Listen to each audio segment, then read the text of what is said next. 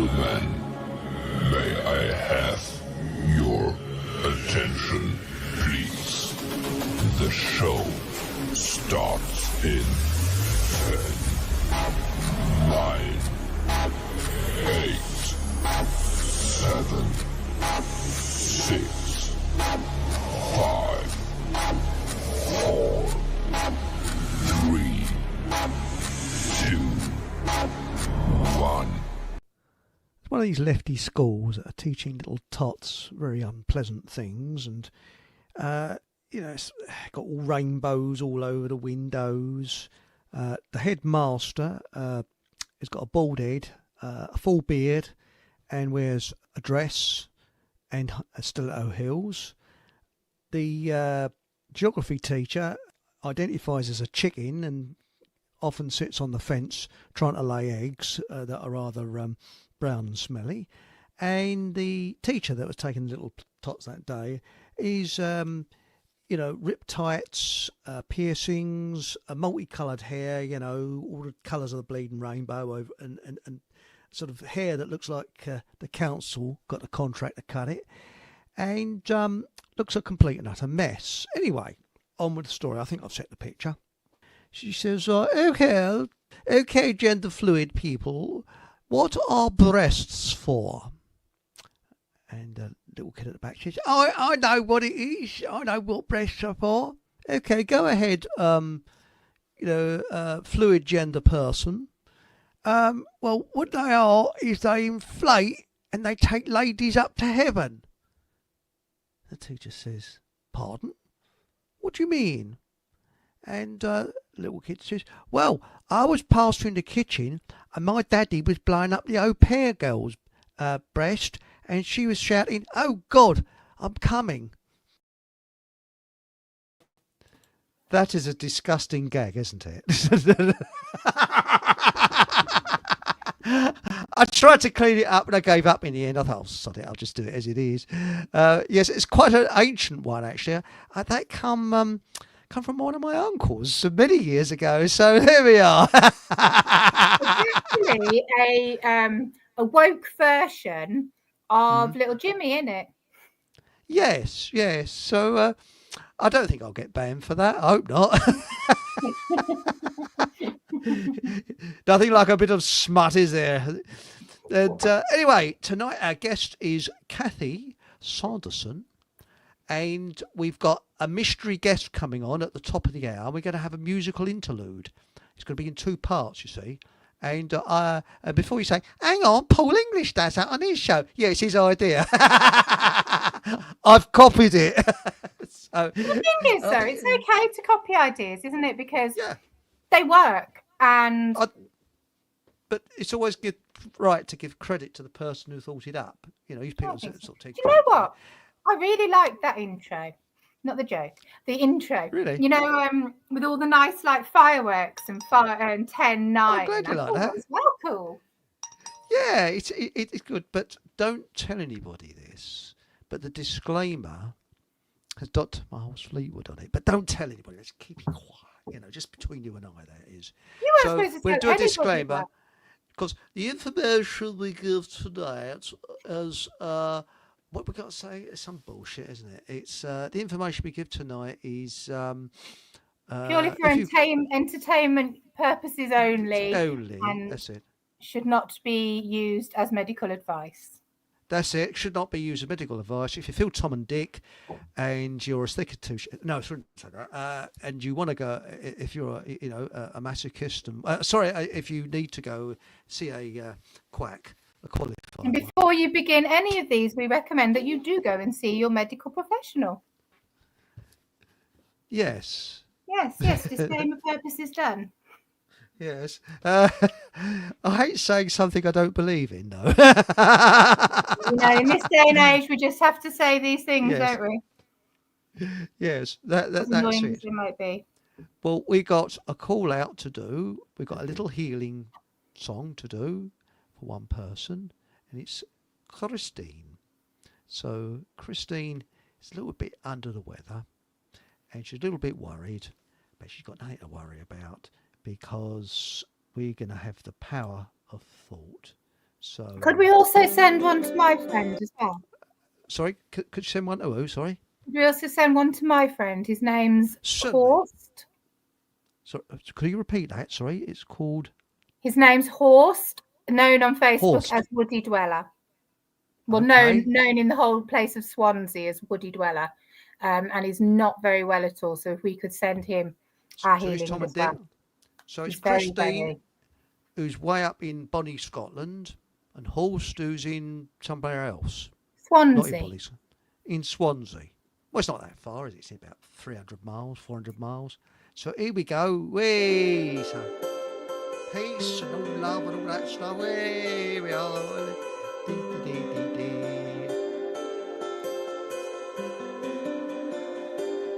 Hey, it's nice, isn't it? And an abrupt end. Bonk. It should sort of phase out, shouldn't it? You know. I thought you were going to smooth that in. I can't because it comes with what's it called? StreamYard. So I can't do that unless I don't know. I suppose I could play it. I could try and do it on a mixer, couldn't I? Yeah. Or maybe look at the volumes and just like fade them in. Can you do that? Can't do that now because it's the StreamYard special. Unless we sat here for ages and ages and ages, whilst it's going on and on and on. But there we go. So let's wish your friend, what's his name again? His name's Horst. Horst. And Christine, you're going to feel a lot better. There we go. So all nice and peaceful, loving thoughts and all that sort of stuff. So there we go. Not very technical, is it? But it works. So that's good, isn't it? Because I'm really into distant healing and spiritual healing and that type of thing because it works. Definitely. And I've actually had spiritual healing done on me. And quite honestly, it's incredible. It really is incredible. Right. So if you've got any questions, and about Kathy's magic balm. See? So yeah, and what else you got? The Fog'em Wonder Pencil. We've got to ask, does application of the magic balm, would it be enhanced by the Fog'em Hall Wonder Pencil? What do you think? No. No. No. That's a shame, isn't it?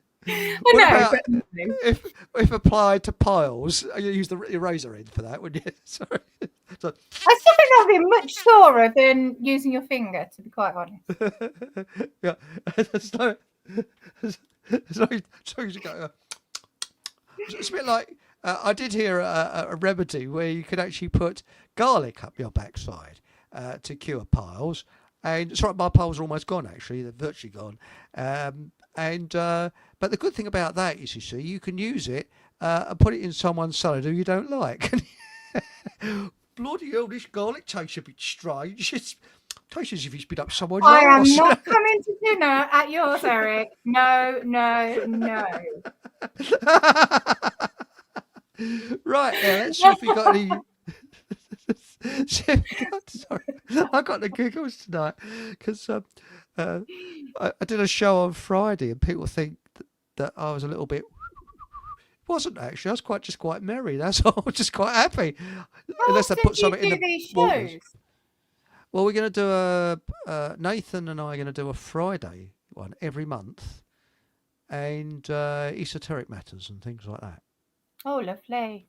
So last Friday what happened is I was doing filming for him, and I think it was him. He said, "Should we go live?" I went, "Hey." This was about sort of getting on for 9. I said, "Yeah, why not?" So I really had to breakneck speed, and I just put just a few adverts on. I said, "Look, we ain't going to get anybody on because I don't know it's coming on. It'd be one bloke and his dog." Absolutely amazing. Loads of people in chat are coming in. So there we go. So in German. I beg your pardon? You say in Germany? No. Did I say in Germany? I thought you said loads of people in German came on. No, in chat came on. They could have been in Germany. I don't know. Oh no! How on earth did you get seen in Germany? That's really impressive. I don't know. Good Abend. But there we go. Now we've got here. Oh, hang on a minute. Paul said, "Is the musical interlude Les Dawson playing the piano badly?" That's a good idea. That's a very patriotic tune, isn't it? I think you've heard that. We had a slight. You heard it slightly, didn't you, Kathy? And I think we've all got to stand and salute whilst this tune is playing. You know. But you see, my cat could actually play the piano, and he could probably play it better than Les Dawson. You never know. You never know. Actually, Les Dawson could actually play the piano very well. He could, seriously. He did it. He played it very badly, very well. It actually takes a lot of talent to play it badly. It does, doesn't it? Yes. Because you really want to play good, because that's what you're trained to do. That's right. Now, my cat isn't trained, and he does play rather well. Right, let's have a look. I've just had a message. Seriously. And good evening, Sue. Thanks for the coffees. Sue's just brought me a coffee, so thanks. That's so very nice. Fun. I've just read it on my message on my phone just now. Oh, isn't that lovely? Thank you so much. Sue, what's it says here? Sue has bought a coffee. Oh, isn't that lovely? Very moved. Thank you very much. It's much appreciated. And then we got Paul. Evening, hi, Paul. Eric and all. And then we've got this geezer. Hello, everyone. If you have a natural health question for Kathy, please put in capitals. Thanks. Well, that's a clever idea. See?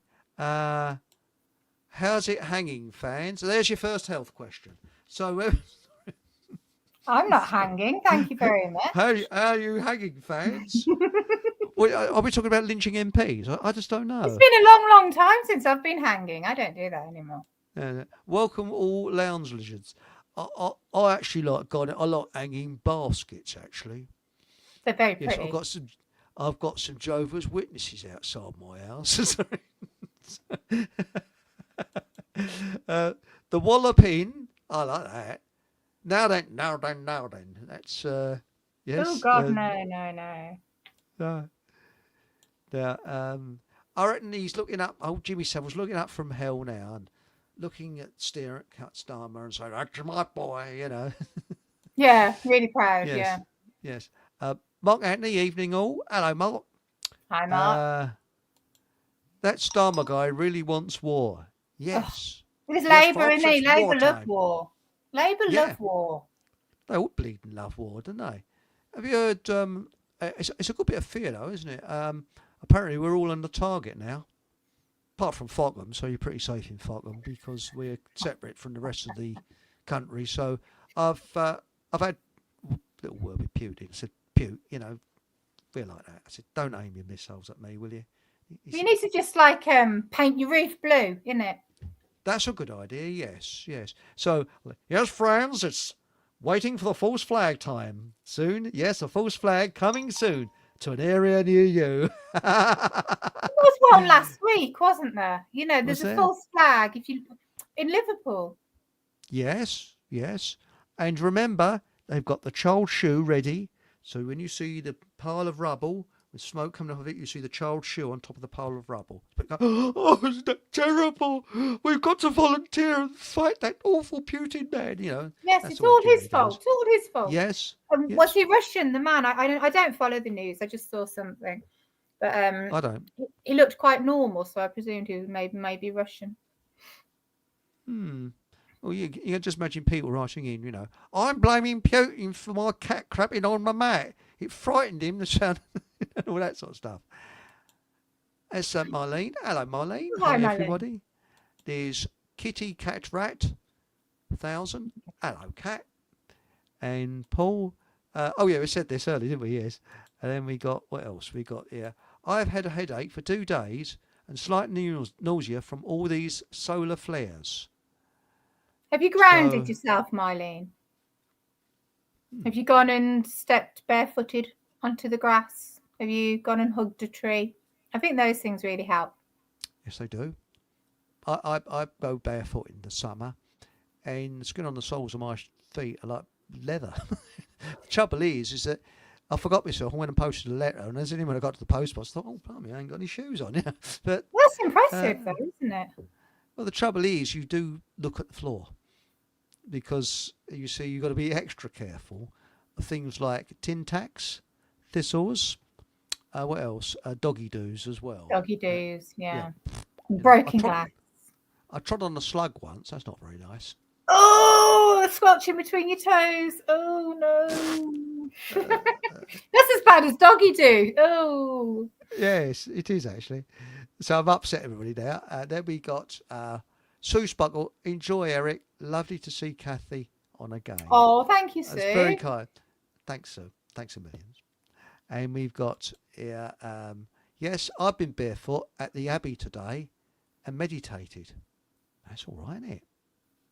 I think that's the way with solar flares. Just stay hydrated with nice water. Yes. And be as grounded as much as we can. Yes, that's the best thing. So what are we going to start off with? What about the properties of your magic balm? Hang on.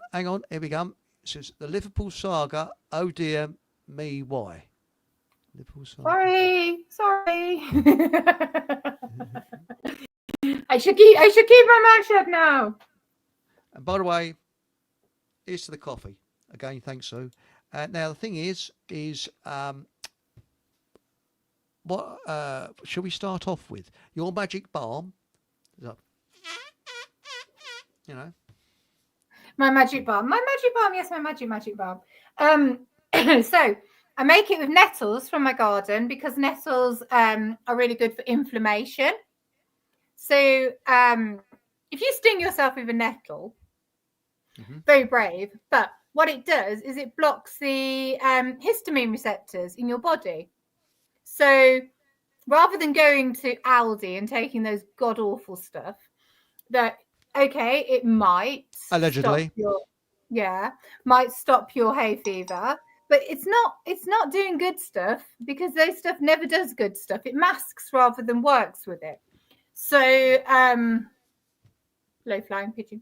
So when you use nettle naturally, then that's what it does. So you don't have to sting yourself. I'm just like Wellard in it. No, you can make a tea, and just by having the tea, you can drink the tea. But as our lovely friend Holly told me, you don't even need to drink the tea if you don't like nettle. If you can't get past that pond water stage, that it is for a week, and then after you get past that pond water stage, it actually tastes nice and your body starts craving it. But you can soak your hands in the nettle tea. So you can make a nettle tea, you can cool it with water and wait until it's a nice temperature. Don't put your hands in burning tea. I am not advocating that one little bit.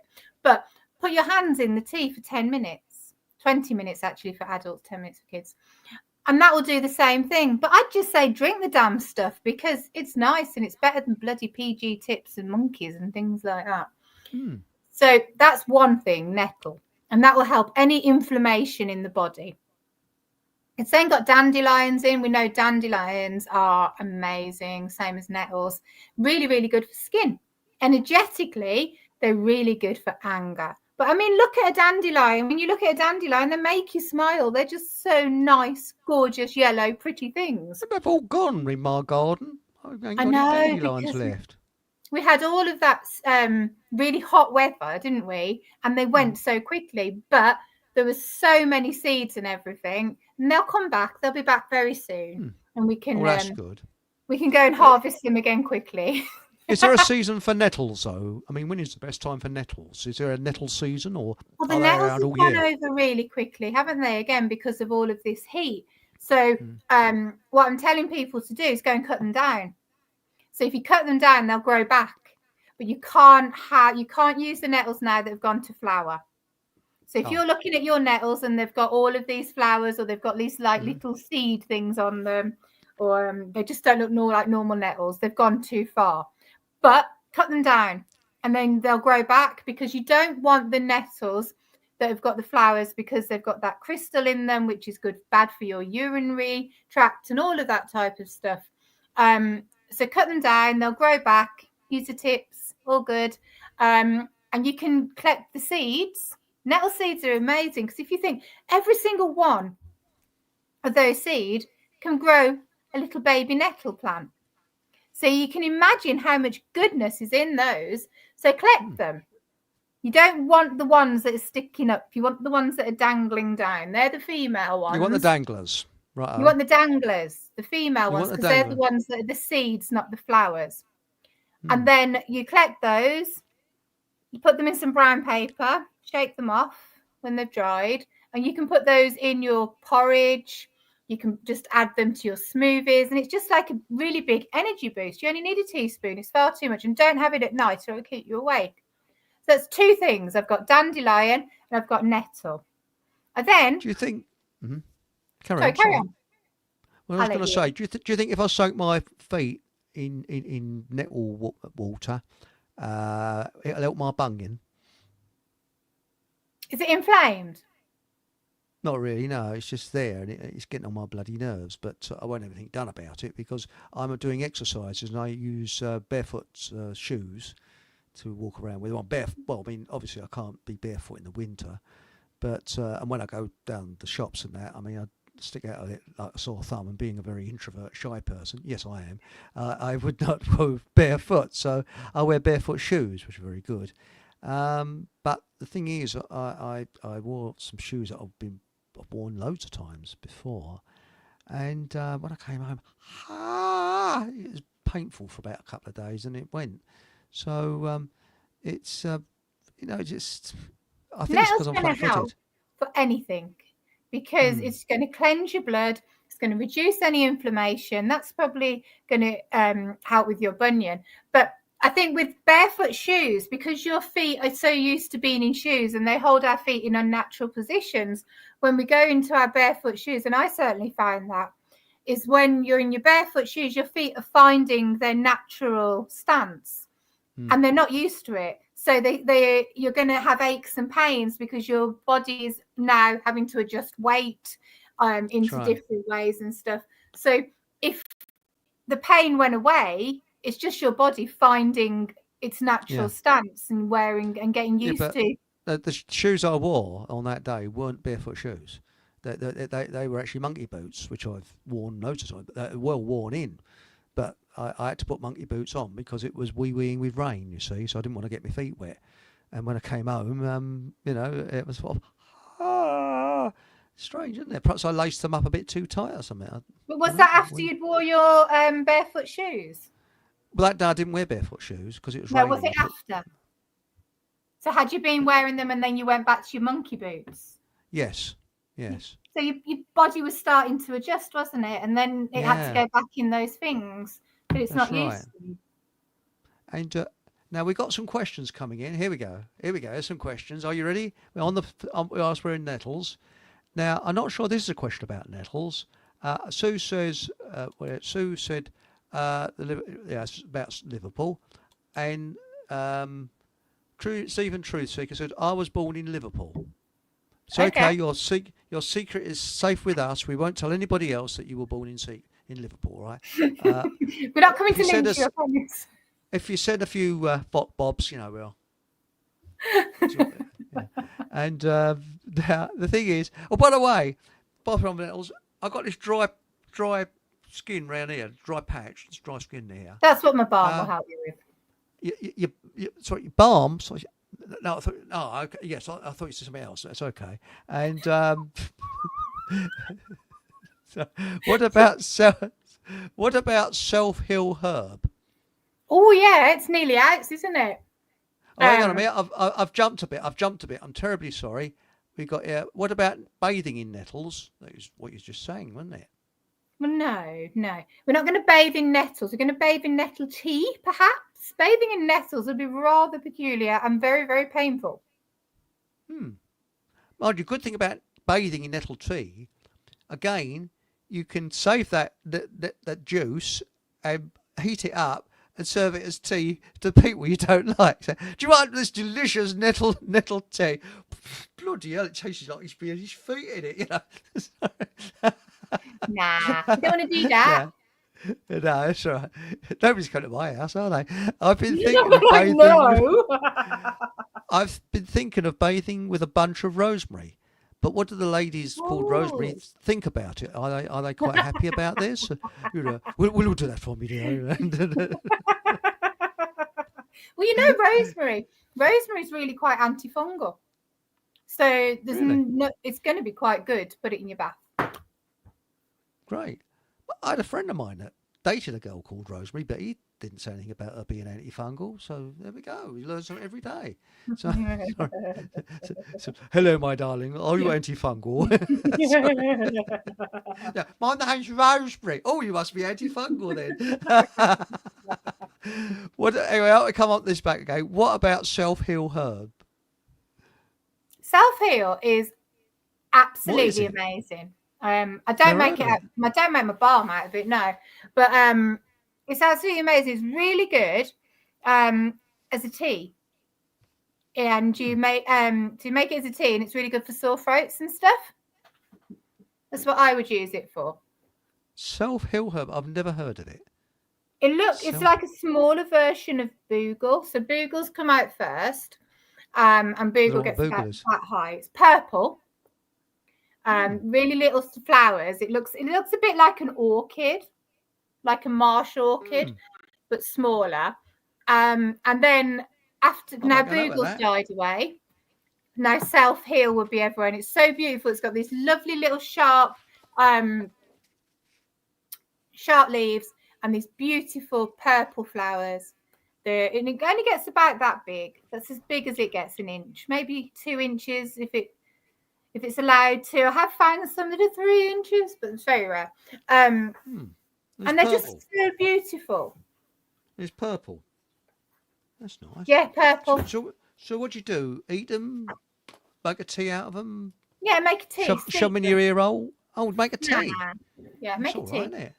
I'll tell you what I've got. Lemon balm. Tincture. I've got lemon balm that's Lemon basically balm, taken really over my... good. Yes, it's taking over my garden, actually. It's everywhere. Lemon balm spreads. Maybe you need to use it. Well, can you put it in salads? You just eat it. Don't you? I don't see why you couldn't. It'd be really tasty, wouldn't it? Now, Sue has said, I'm worried that if I pick some nettles, they may have been sprayed with something. Can I grow nettles in a plant pot? Yeah, grow nettles in your garden. I bet put some, well, even if you don't want nettles, they'll still be in the bottom of your garden. I bet though, because I've been looking for nettles for ages and they took ages to come up. And then they all appeared in April. So I bet there's some at the bottom of your garden. There's some round in a lane where I live. There's some little patches of them. The trouble is, all at dog cocking level. So But yeah, you can grow them quite easily. As long as they keep in a pot. I should think they'd take over your garden once they come in, wouldn't they? Well, the whole of going down into our bit of garden on the field, and it's all full of nettles. And normally I would have cut it down. I'm like, no, snip, snip, make some oil, make some tea, snip, snip. It's just growing lovely. But ivy, I've got ivy in my garden. I can't get rid of it. Bloody stuff comes in all over. You can make washing liquid from ivy, you know. I always thought it gave you dermatitis, didn't it? I thought it was a bit, because I always wear gloves when I touch it, because doesn't it give you rashes, ivy? I don't know. No, that's if you're in America, poison ivy. But our English ivy's got saponins inside. So if you say like you go and collect some leaves, so about 25 leaves, put them in some hot water overnight, and then strain it, and it'll be soapy. You can use it as washing liquid. Really, I've learned something there. And a little tip here: if you've got perspiration stains on your shirts, the great way of getting rid of the perspiration stains is get some washing up liquid, put it into a little container, squirt some in, bicarbonate of soda, mix it together to make a kind of liquidy paste. Spread that over the perspiration stain on your clothing and leave it overnight. It's bloody marvellous. It takes the stain out. So, Gets rid of all the yellow. Yeah, gets rid of all your yellow. Yeah. That's cool, isn't it? Yeah, and it really works. And because I actually found a shirt that somehow got curled up at the back of the wardrobe, and I've forgotten about, and I must have worn it, and it was all sort of not a pretty sight. It's a bit. I must have worn it on a hot day, and I did that. Toothpaste. Sorry, not toothpaste. It was washing up liquid and bicarbonate of soda, and you apply it with just smooth it over, and that it looks weird, and when you see it next morning, your shirt collar, that's where it normally collects, will be yellow, and you think, what? Put it in the washing machine, does the trick. So there we go. Oh, that's brilliant. Yes. Now we have Dr. Paul on here tonight. Have you considered putting some Walker's snacks on your feet, Eric? You would have cheese and bunion crisps. Nice and salty as well. Yep. Now, we got another question for you. Mark Anthony, hi Kathy, can your balm be used on the face for jaw pain? It can be used for any pain. So when I had really bad toothache, I was always putting it on because it's got copaiba in. So the copaiba was numbing it, and it's got helichrysum in. So the helichrysum was helping with any wounds that were there to heal it. Legally, you cannot eat it, but I always put it, if I cut my tongue, I put it on there because it stops the bleeding. But yeah, it works and it takes away the pain. So you can put it inside, you can put it in your mouth. So it's perfectly okay to put in your mouth. Unofficially. Unofficially. Yeah. It has been CPSR tested. So it's a cosmetically safe product and it's listed on the government website. But my dog, you have to hide it from my Chihuahua because she loves the taste of it so much. Oh, yes. And it's so perfectly safe. That's interesting. And now the thing is, now we got here, what we got? I put rosemary in my casseroles. She's hard to get in the saucepan. So. Isn't that cannibalism? Yes, I wouldn't advise that. Well, you heard about the 3 cannibals, didn't you? One of them died. And one says the other one, it's a shame to waste him, isn't it? Can we eat him? So he says, yeah, all right, let's eat him. He says, hang on a minute, how are we going to share him out? He said, well, look, when I lived in Britain, I actually lived in Hartlepool and supported Liverpool Football Club. So I'll have the heart and liver, you see. Oh, yeah. So the other bloke thinks, he said, I lived in Cockfosters and supported Arsenal, but I don't feel very hungry at the moment.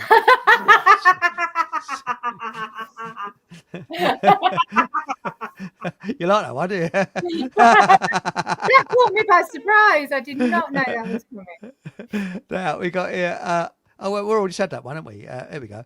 This is Sue Sparkle. If I don't want to pick the salt, hang on. If I don't want to pick and salt my own nettles, are there any of the nettle teas on the market from health food shops any good? Yeah, my mum, despite the fact that they are outside our garden, because my mum's got an annex, lives next door, she won't pick them, so she just buys them. I think, what's the name of the tea ones? I don't think it's Pucker, but it's another one of those types of brands. There's one in London, the famous tea. I don't think it's Twinings either. Twinings? No. I don't know which one it is that she gets. But yeah, she doesn't. She won't pick the nettles, and even if I go and pick them, she won't use them. She likes processed nettles. Oh, it's very processed. It's a bit like the allegedly, I believe, many of their vitamin tablets are artificial. If you buy cheap vitamin tablets, they're artificial. They're based on petrochemical industry. So people say, oh, I bought some vitamin C. Look, a bloody great tub of vitamin C for I don't know, £1 or something, or £2. Yeah. But what I did was, so our nettles took a while to come. come up. So I did have to buy some, and I bought some organic nettle tea.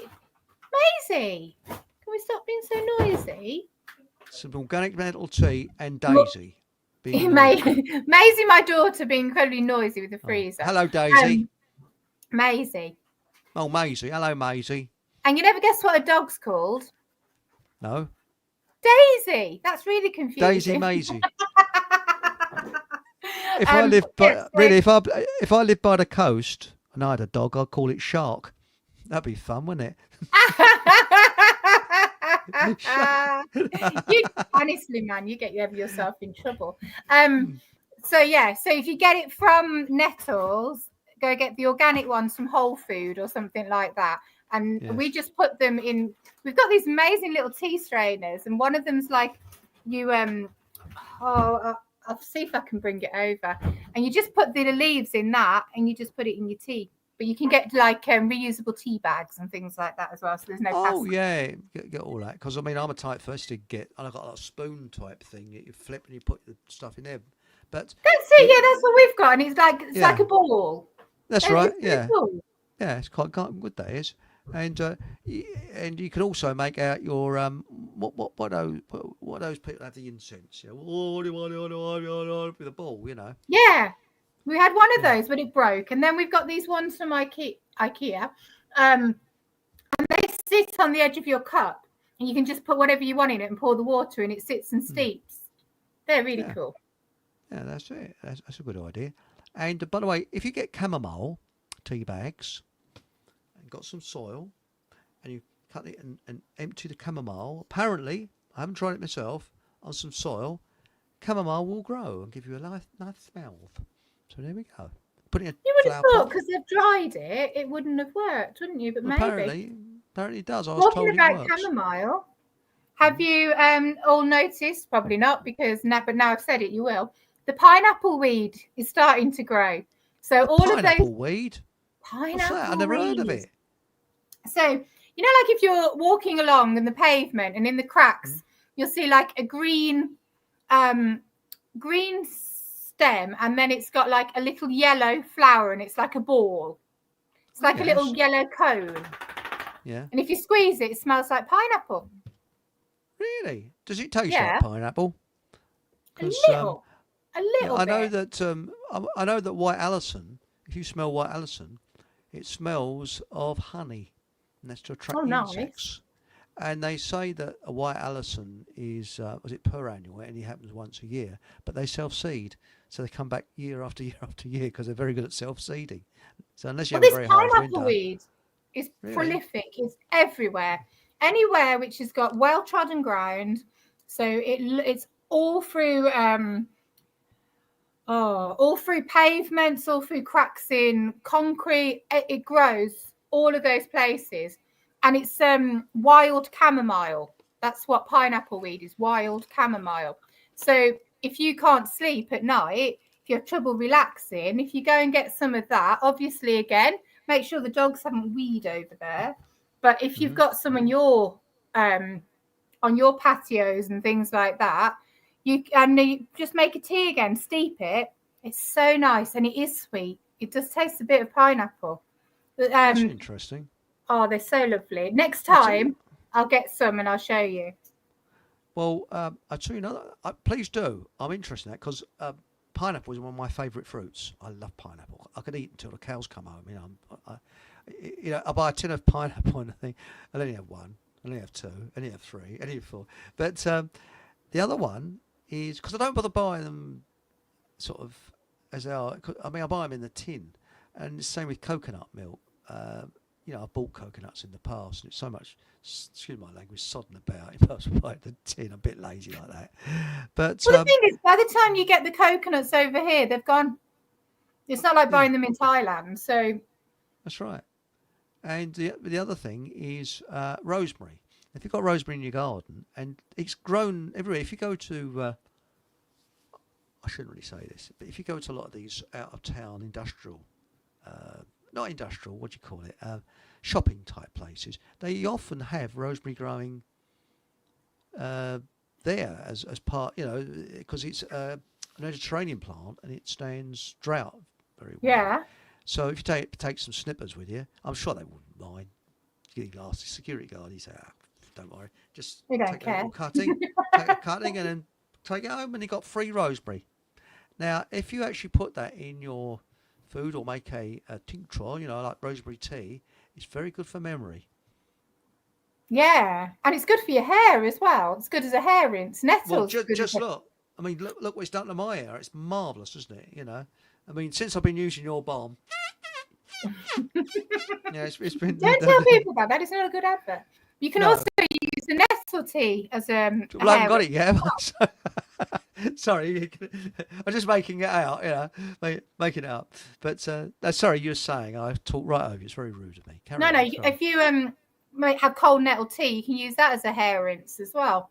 There's no point using all of this god awful stuff.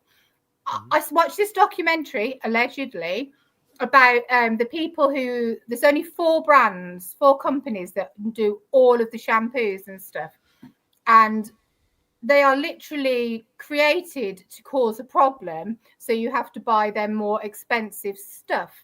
However, if you come to mine and Holly's Herbal Remedy Beauty Alchemy at the end of this month, on our gorgeous land in South Wales, you can come and camp as well for free, so it doesn't matter that you live far away.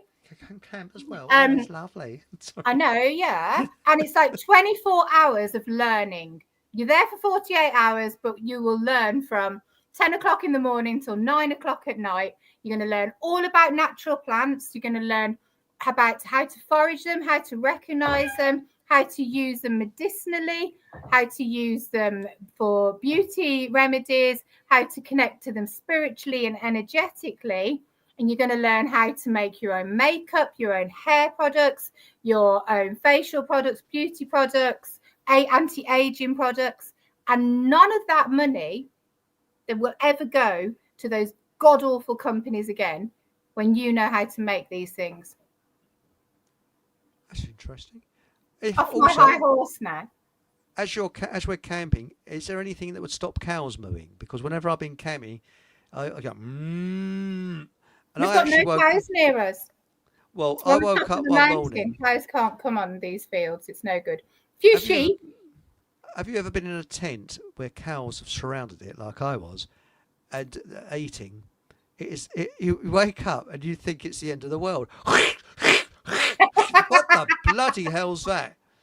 And oh, they're so friendly, but they will knock you over. We were doing a healing circle at my friends in Clan Stefan, and he's got sheep all around his roundhouse. And while we were doing the meditation and the sound, the sheep all came round, and it was like they were trying to get into the roundhouse. It was so funny, and they were all barring while we were doing our meditating. But they were all attracted to that energy. I just think it's lovely. I think it's lovely. I think it's lovely. I don't know what it is. I seem to attract animals. I don't know. If there's a dog around, I mean, I used to, because when I went to the post office and that, I had a cat that kept following me. Oh. And, like rubbing himself up against me, and things like that. And dogs. I don't know. I seem to pacify dogs. I don't know. Well, dogs are good readers of energy, aren't they? Do you know what? We've got a rooster, a cockerel, and he doesn't at all chase the children. He's kind of stopped chasing me now, but he chases my husband round the garden, and I wish I could film it for like Carry On Chicken. And the reason that he chases him is because he knows my husband fears him. Now, he doesn't understand why this huge person fears him. So he thinks now he's got a reason to fear my husband. So being a cockerel and protecting his hens, he chases him. It's very funny. I should get a video. You should, though. But did you hear about the bloke who needed a cockerel? And he went to buy one, you see, and he goes along to this shop, and the bloke says, well, we got this cockerel here. It's 20 quid. He said, it's not bad. He said, we've got another one here that's 40 quid. And then we got one here that's £5,000. What? He says, £5,000. He said, but he's a super cockerel. He said, you will never need a cockerel, anything as good as this. Some bloke thinks about it. He says, 5,000 quid. He said, yeah, no complaints. He said, we never had a complaint. I said, okay, so because he's had bought cockerels in the past and they've been useless, you see, so pays the money out, takes it home, and this bloody cockerel, I mean, goes into the hen house. There's feathers going everywhere. This cat comes out. Cockerel's after the cat, the dog. This thing's so randy, he doesn't know what to do. Even the horses, he's chasing them around the field. And eventually, after a couple of days, he looks out and he sees this cockerel on its back. And there's all vultures circling, because he's in South Africa, you see. He thinks, well, I certainly got me his money's worth. So he goes over to shovel the cockerel up, and as he walks up to the cockerel goes, shh, sorry.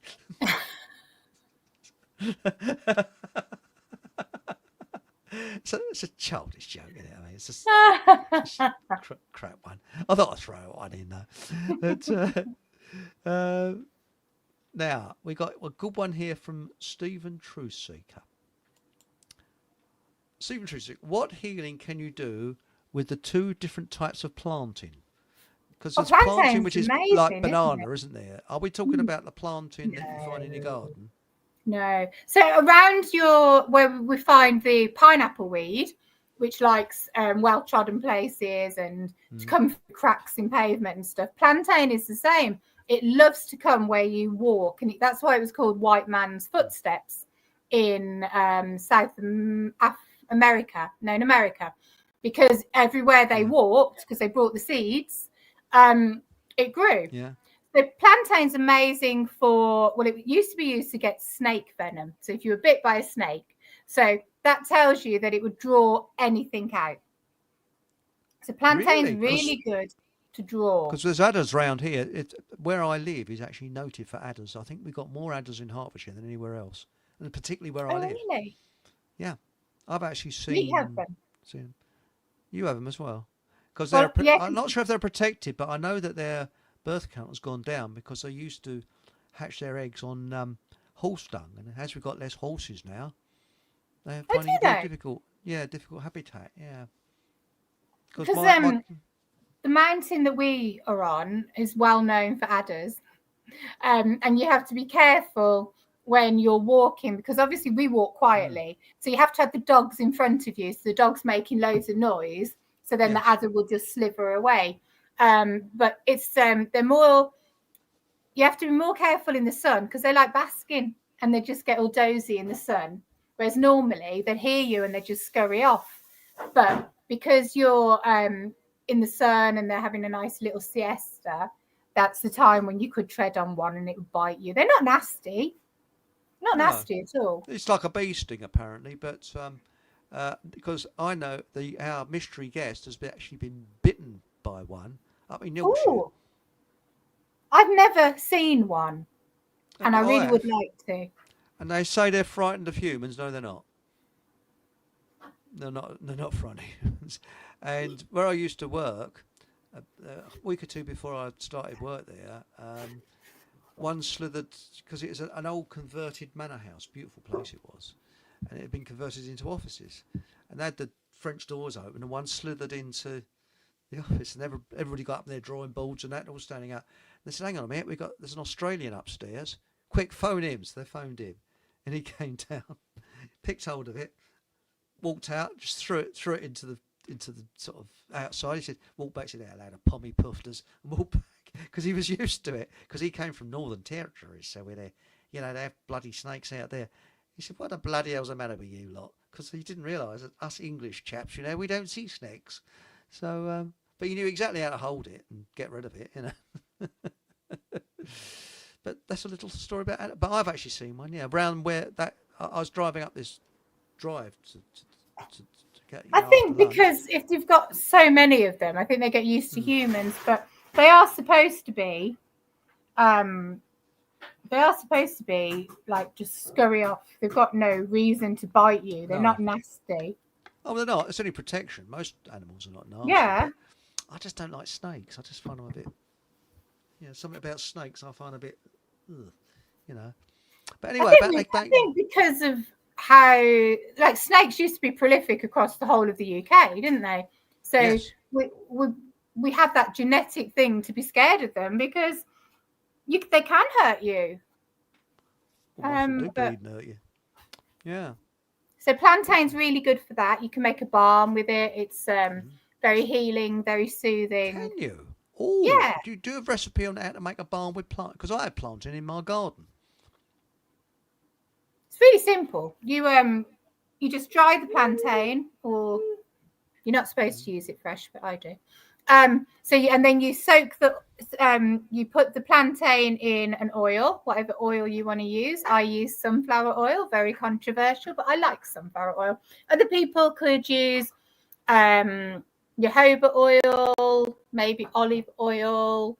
And then once you've soaked it for 6 weeks, you strain out the plantain. You would, if you're going to use beeswax, because you're not vegan, then you could you'd put a quarter of beeswax because it's thicker, then it's harder than soy wax. So you'd put a quarter of the beeswax to 3/4 of the oil. You'd heat your beeswax up first, put the oil in, and that's it. In a very simple way. If you'd like to know more, come on mine and Holly's weekend workshops. But that's really, in an essence, what it is. You and Holly's weekend workshops, and your weekend workshops. When's the next weekend workshop? Try and tell you that with a mouthful of nuts. Weekend workshops. Herbal Remedies weekend workshops. So our next one is the 27th to the 29th of June. That's when we're learning all about using plants and herbs and flowers for all herbal natural beauty products. Excellent. And will people be camping, or can they stay somewhere? People can come and stay in our bunks. We've got my husband converted a horse trailer into an amazing. We've got 4 bunks for women, and on the other side we've got 3 bunks for men. It's really comfortable, really nice. They can stay in there, or they can glamp. We're very flexible. Is it? I mean, how much can I ask? It's £199 per person. That includes all the workshops, your camping stay or your camper van stay, and the remedies and everything that you make. And is there a shop we can buy food or anything like that, or Well, my husband does cook food, so you can have, and it's not expensive festival prices. Breakfast is £4, lunch is £5, and dinner with a pudding is £7. So it's not expensive at all. Very interesting. And now so he said 2 different types of plantain. I only know of the 2 different types I know is the plantain that comes from the West Indies, I think, which is like a banana, and the plantain that you get in your garden, which is completely and utterly totally different and nothing like it. There's 2 different species of plantain that grows in your garden, not in Africa or America. And one is the ribwort plantain, which is called Lancelotta plantain. And that's as much of Latin as you're getting out of me, but they're the ones which grow up like spears. Yeah. And then you've got broadleaf plantain, which looks I don't know, it's about like that shape. And that has lots of, the way to tell it different to a dock leaf is it's got one central sort of like spine, and then it's got another 3 radiating outwards. So it's got 7 lines, and the Lancelotta one has got 5 lines. So if you pick up a plant, pick up a leaf, and it hasn't got those lines going up, those kind of spines, then that's not it. Excellent. That's very good. I think we've got a rather embarrassing question here, you see. It's like when you go into chemist shops, they've got 2 types of bags, haven't they? Embarrassing articles and non-embarrassing, you see. And if you so when you got embarrassing article, Well, actually, for UTIs, you can use dandelion. So dandelion would be really helpful for That clears it because it's UTIs. a diuretic, isn't it? It clears Yeah. clears it out. Yeah, and also don't eat sugar. Keep off of sugar because that feeds the UTI. And cranberry juice actually contains properties that help with UTIs. As long as you don't again buy it without out the sugar, you see. So I was in Amsterdam last night. I let's read this. I'm wee-weeing nettles now. Will nettles help? Sorry. Yeah. No, nettles won't help, but dandelion will. Yes, that's right. Yes.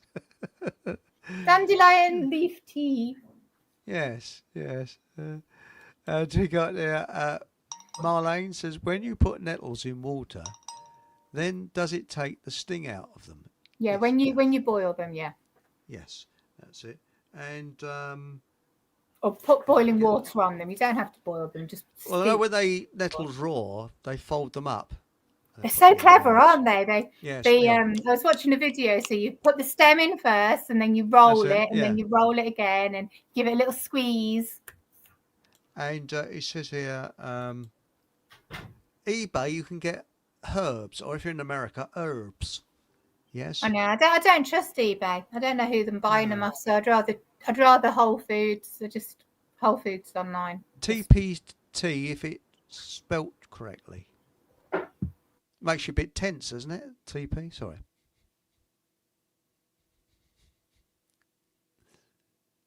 Your sound's gone off.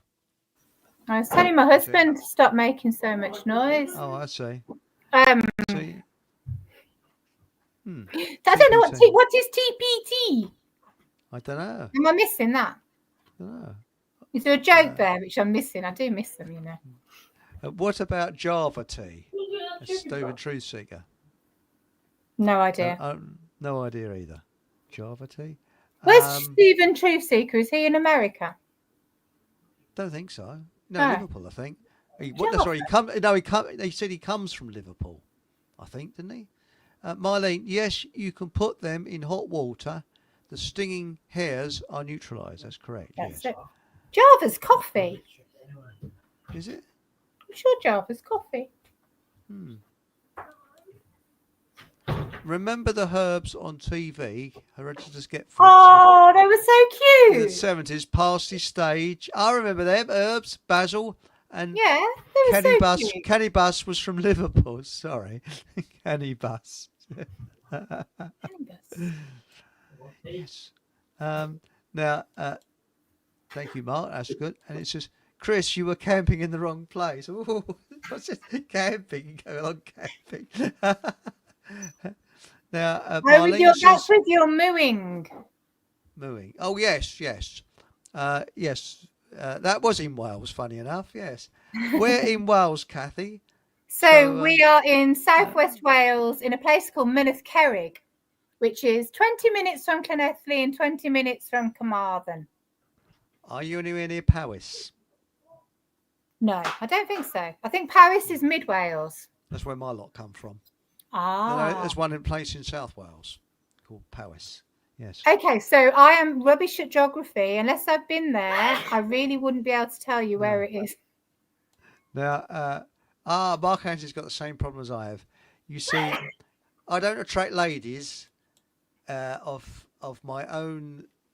I attract dogs. My next door neighbour's dog has started a passionate affair with my right leg. Yes, I know the feeling. Oh, that's cute. That's Mark Anthony. Hereditors Get Fruits is dog legging.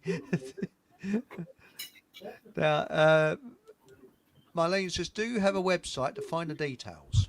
Oh, I do, yeah. If you go to... Hang on. I might have this already. No, you don't. It's a different one. So it's communitygatherings.uk. Hang on a minute. I'll create a banner. Community... the .co.uk. No, just .uk. Oh, .uk. That's a bit miserable, isn't it? I know. For someone who forgets everything, it's perfect. Oh, hang on. I got a right. Here we go. Right. Right. Is that it? Yeah. That's it. So we got it there. That's good. Right, here we are.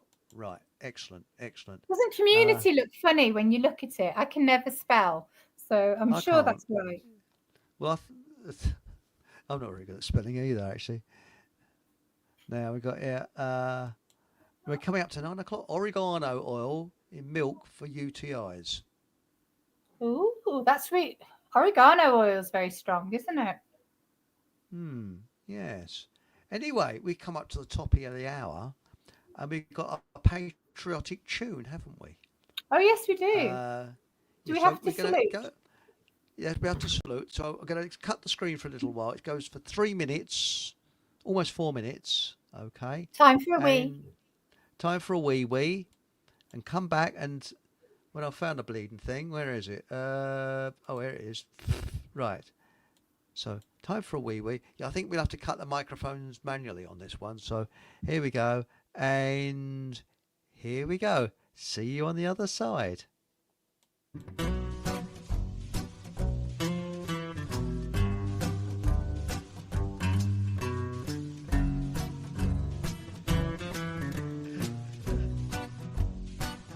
He's not my king. He's not my king. Well, I don't know about you, but hanging out with pedophiles ain't my thing. It ain't my thing. And he's not my king. He's not my king. He ain't my royal. Well, I don't know about you, but selling your own people down the river makes my blood boil, makes my blood boil. And he's not my royal. Well, they say you judge a man by the company he keeps. And have you ever seen a more unsavory bunch of monsters, pervs and creeps? Stick him in a prison for keeps. He's not my king. He ain't my king. Well, I don't know about you, but depopulation's not my thing. It's not my thing. It's not his thing. And he ain't my king. So you can sort off sausage fingers. You really are the slime. Well, you can fool some people, but you can't fool them all. And they got your number this time. Sort off sausage fingers. You ain't no friend of mine. So take a long, long walk off a short, short pier. 'Cause you're not wanted here, and you can stick the coronation where the sun don't shine.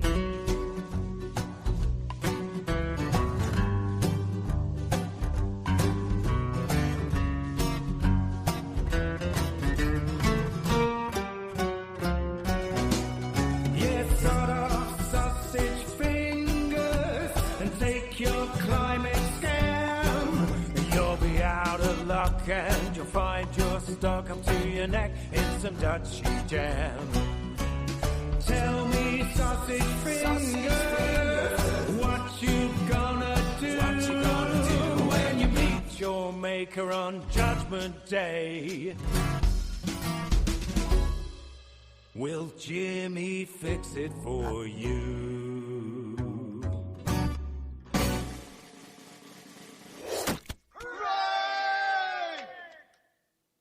There we are. That's the interlude. Oh, it started again. Bloody hell! Hang on a minute. It's on a loop. Hold on a minute.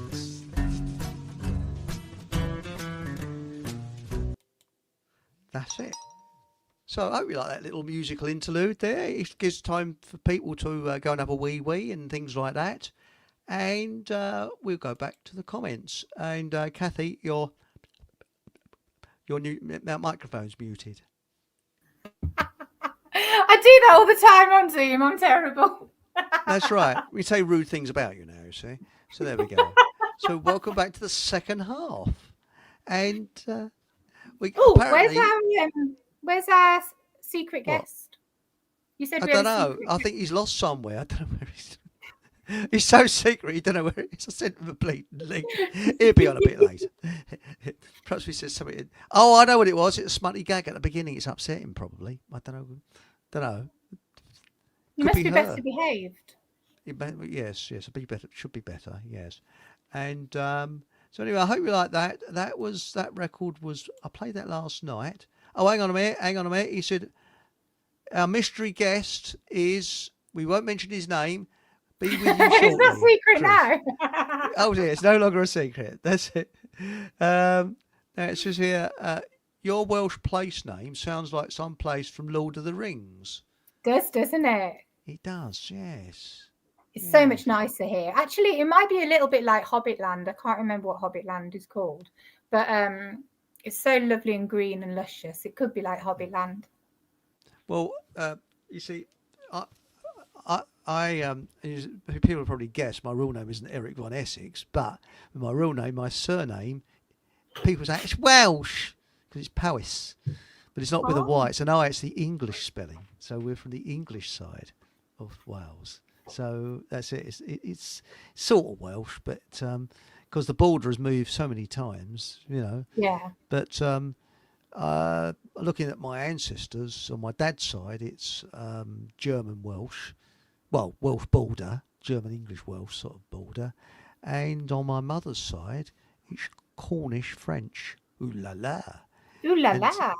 they came through, and apparently one side was fighting the other bleeding side because what happened? The Normans came over. Hello, Norman, and so on my mum's side, so on my dad's side, they were fighting the Normans. So I'm a bit Norman, not Norman Wisdom, yeah. I'm everything from the UK apart from Wales. So my mum was English, my dad's Irish, but my granddad was born in Scotland. Really, that's Yeah. So that's interesting, isn't it? Because I know I had some American cousins. They couldn't work it out that we're sort of several countries in one. Because Scotland is a separate country, and Wales is. And by the way, are the people in Parliament, in the Welsh Parliament, are they actually mental, or do they sort of, did they close all the lunatic asylums and just move them into the Welsh Parliament with the 20-mile-an-hour speed limits and all that crap? I have a little theory about this, because you know how they like to play pander to the whole we've got separate countries. I reckon that they have deliberately allowed the Senate to be set up so that they can do such a terrible job that they have to come back and take over Wales like the good little daddy that they are and say, oh, well, you tried. We'll look after you from now on. And I really think that's what's happening. It's so, so sad. 20-mile-an-hour speed limit is dangerous. Very dangerous. Yeah. Not only that, they're talking about all pollution. A car is more polluting at a slow speed than it is at a reasonable speed. And, an internal combustion engine is most efficient when it's running at around 50 miles an hour, something like that. Well, I'm not saying you should do 50 miles an hour. They've got that 50 mile an hour speed limit thing around Port Talbot, which is for cleaner air. And they've stopped a lot of the production that was making the air awful, which is why they've done the free prescriptions in Wales and the free hospital parking, as a kind of sweetener. Really? But they haven't dropped that annoying 50 mile an hour thing at all, even though they've got rid of the huge pollutants. That was the whole idea of putting it down to 50 miles an hour. So, and the whole thing, they haven't got rid of that 20 mile an hour thing at all. 20 mile an hour is still the default. I think that they've changed, about 6 roads back to 30, and that's it. It's just a joke. It is a joke. They've actually got one near where I live as well. In fact, when I'm on my bike, I quite like going down the bus lane, and when there's a traffic jam, there's a posh Porsche sitting there, sort of. You can go faster than them. Yes, that's right.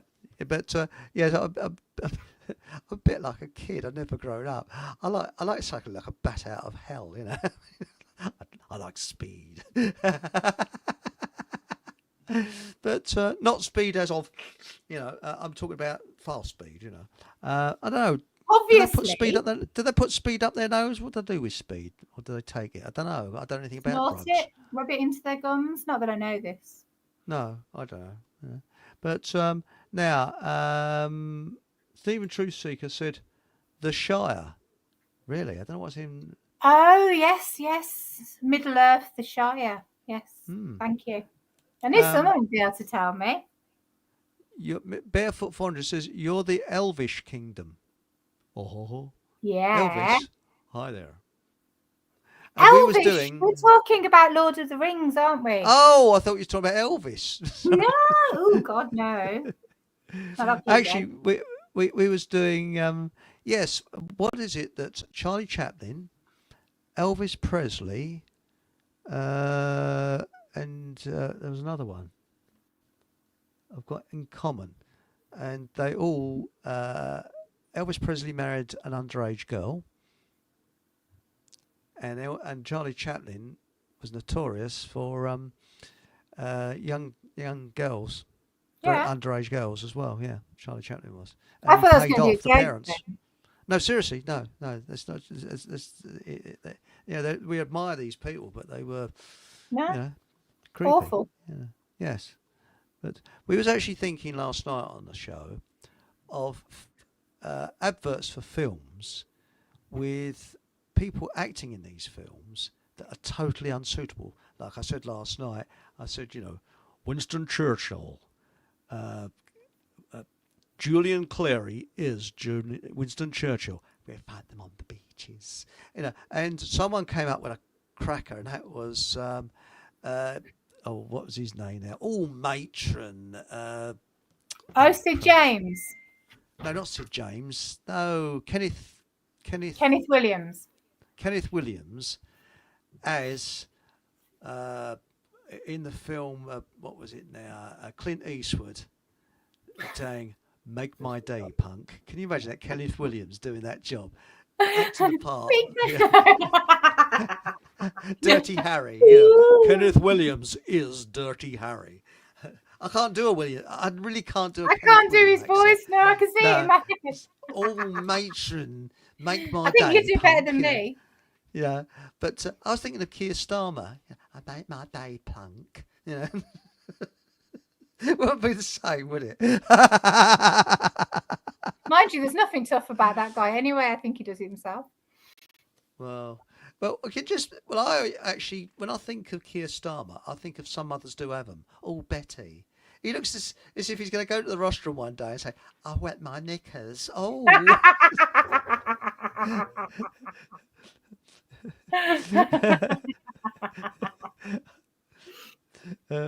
Now we got here.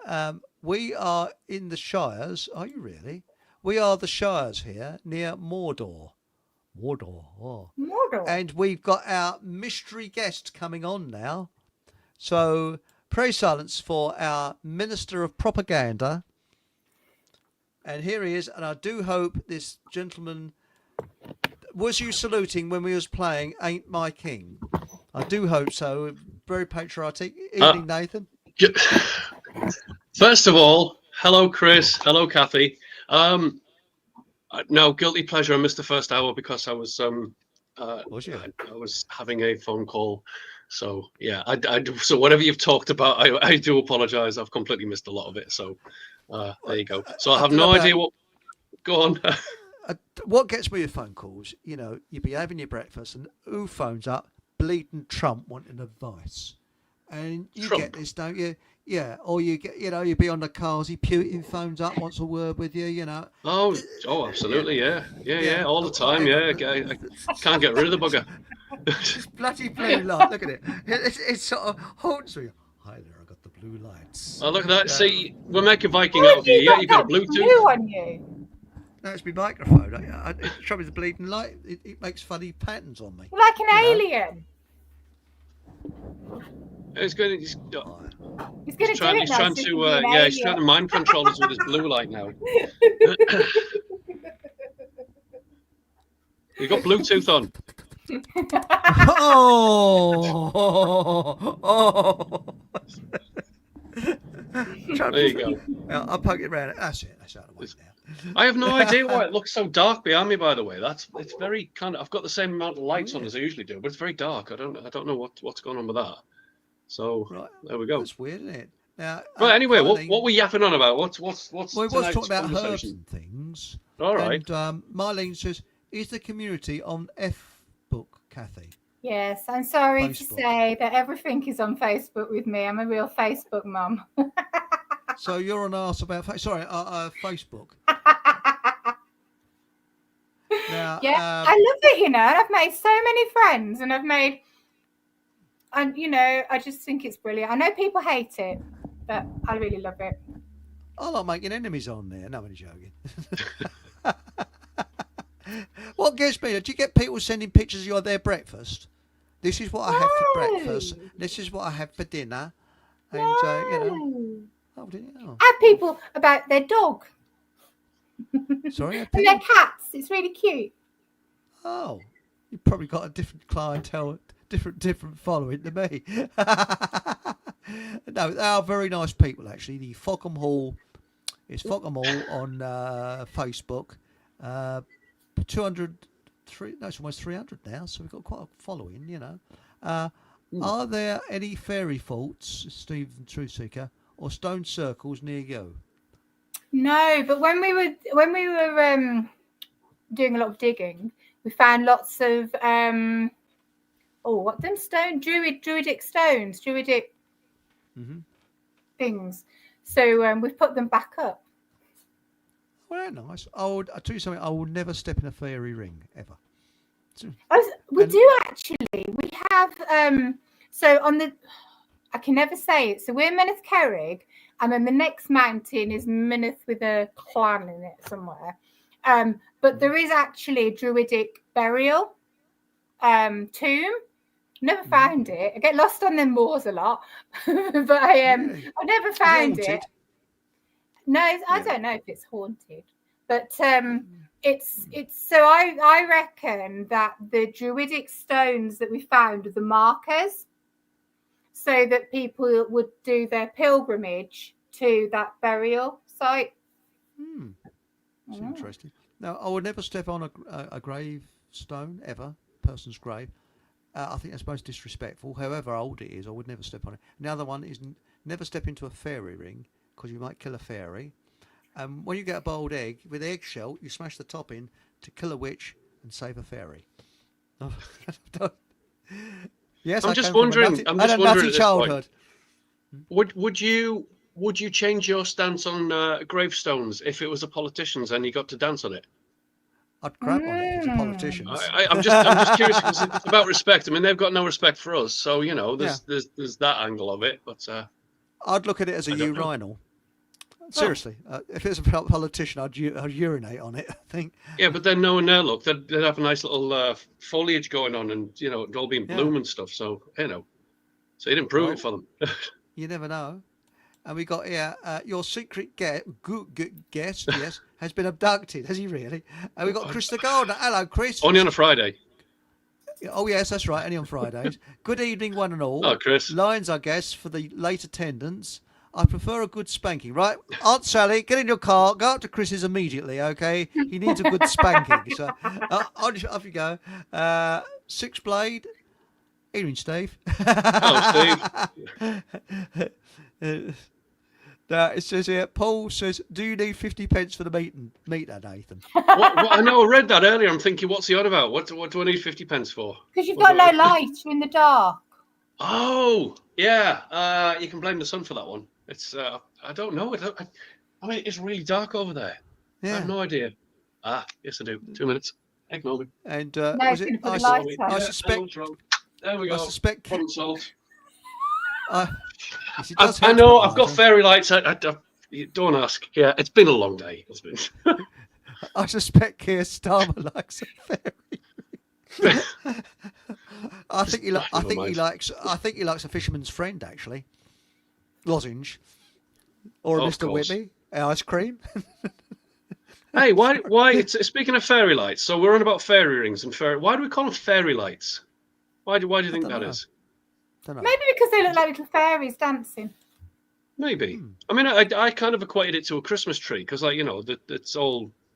Again, you could even go down a druidic route, you know, fairies on Christmas trees and angels and stuff. So maybe it's to do with all the fairies being lit up, stars. I don't know. So I don't know. There you go. There was 3 or 4 of them on the Carry On films that did oohs and ahs. Apparently, there was actually, yes, so true. Yes. With fairy, I think it's golems. only a recent American thing calling them fairy lights. When I was little, they weren't called fairy lights; they were called Christmas tree lights. Yeah. Well, in the Victorian times, fairies were very evil things. It was only the Victorians that made them all pretty and dancy and things like that. But did you know there's a very famous person, if I can find his photograph here somewhere, who, I've often said this on this show, who... Is it going to be Graham Norton as a fairy? No, it's Hugh Dowding. And Hugh Dowding, famous in the Battle of Britain, he believed in fairies, and he believed they pollinated the plants. And he was a senior bloke in the RAF. Maybe he watched Tinkerbell. Well, he actually started a thing for people who believe in fairies. And he believed in reincarnation. And he's not the type you would have thought was a military commander. Here he is. No. Well, can you imagine that these days? Here is Air Chief Marshal Hugh Dowding. That's it, Air Chief Marshal. Yeah. So, you know, and he believed in spirits and things like that. And when you see him in his civvies after the war, he's a nice old boy, actually. Apparently, he was a very nice man. Very pleasant sort of character. And that's it, you know.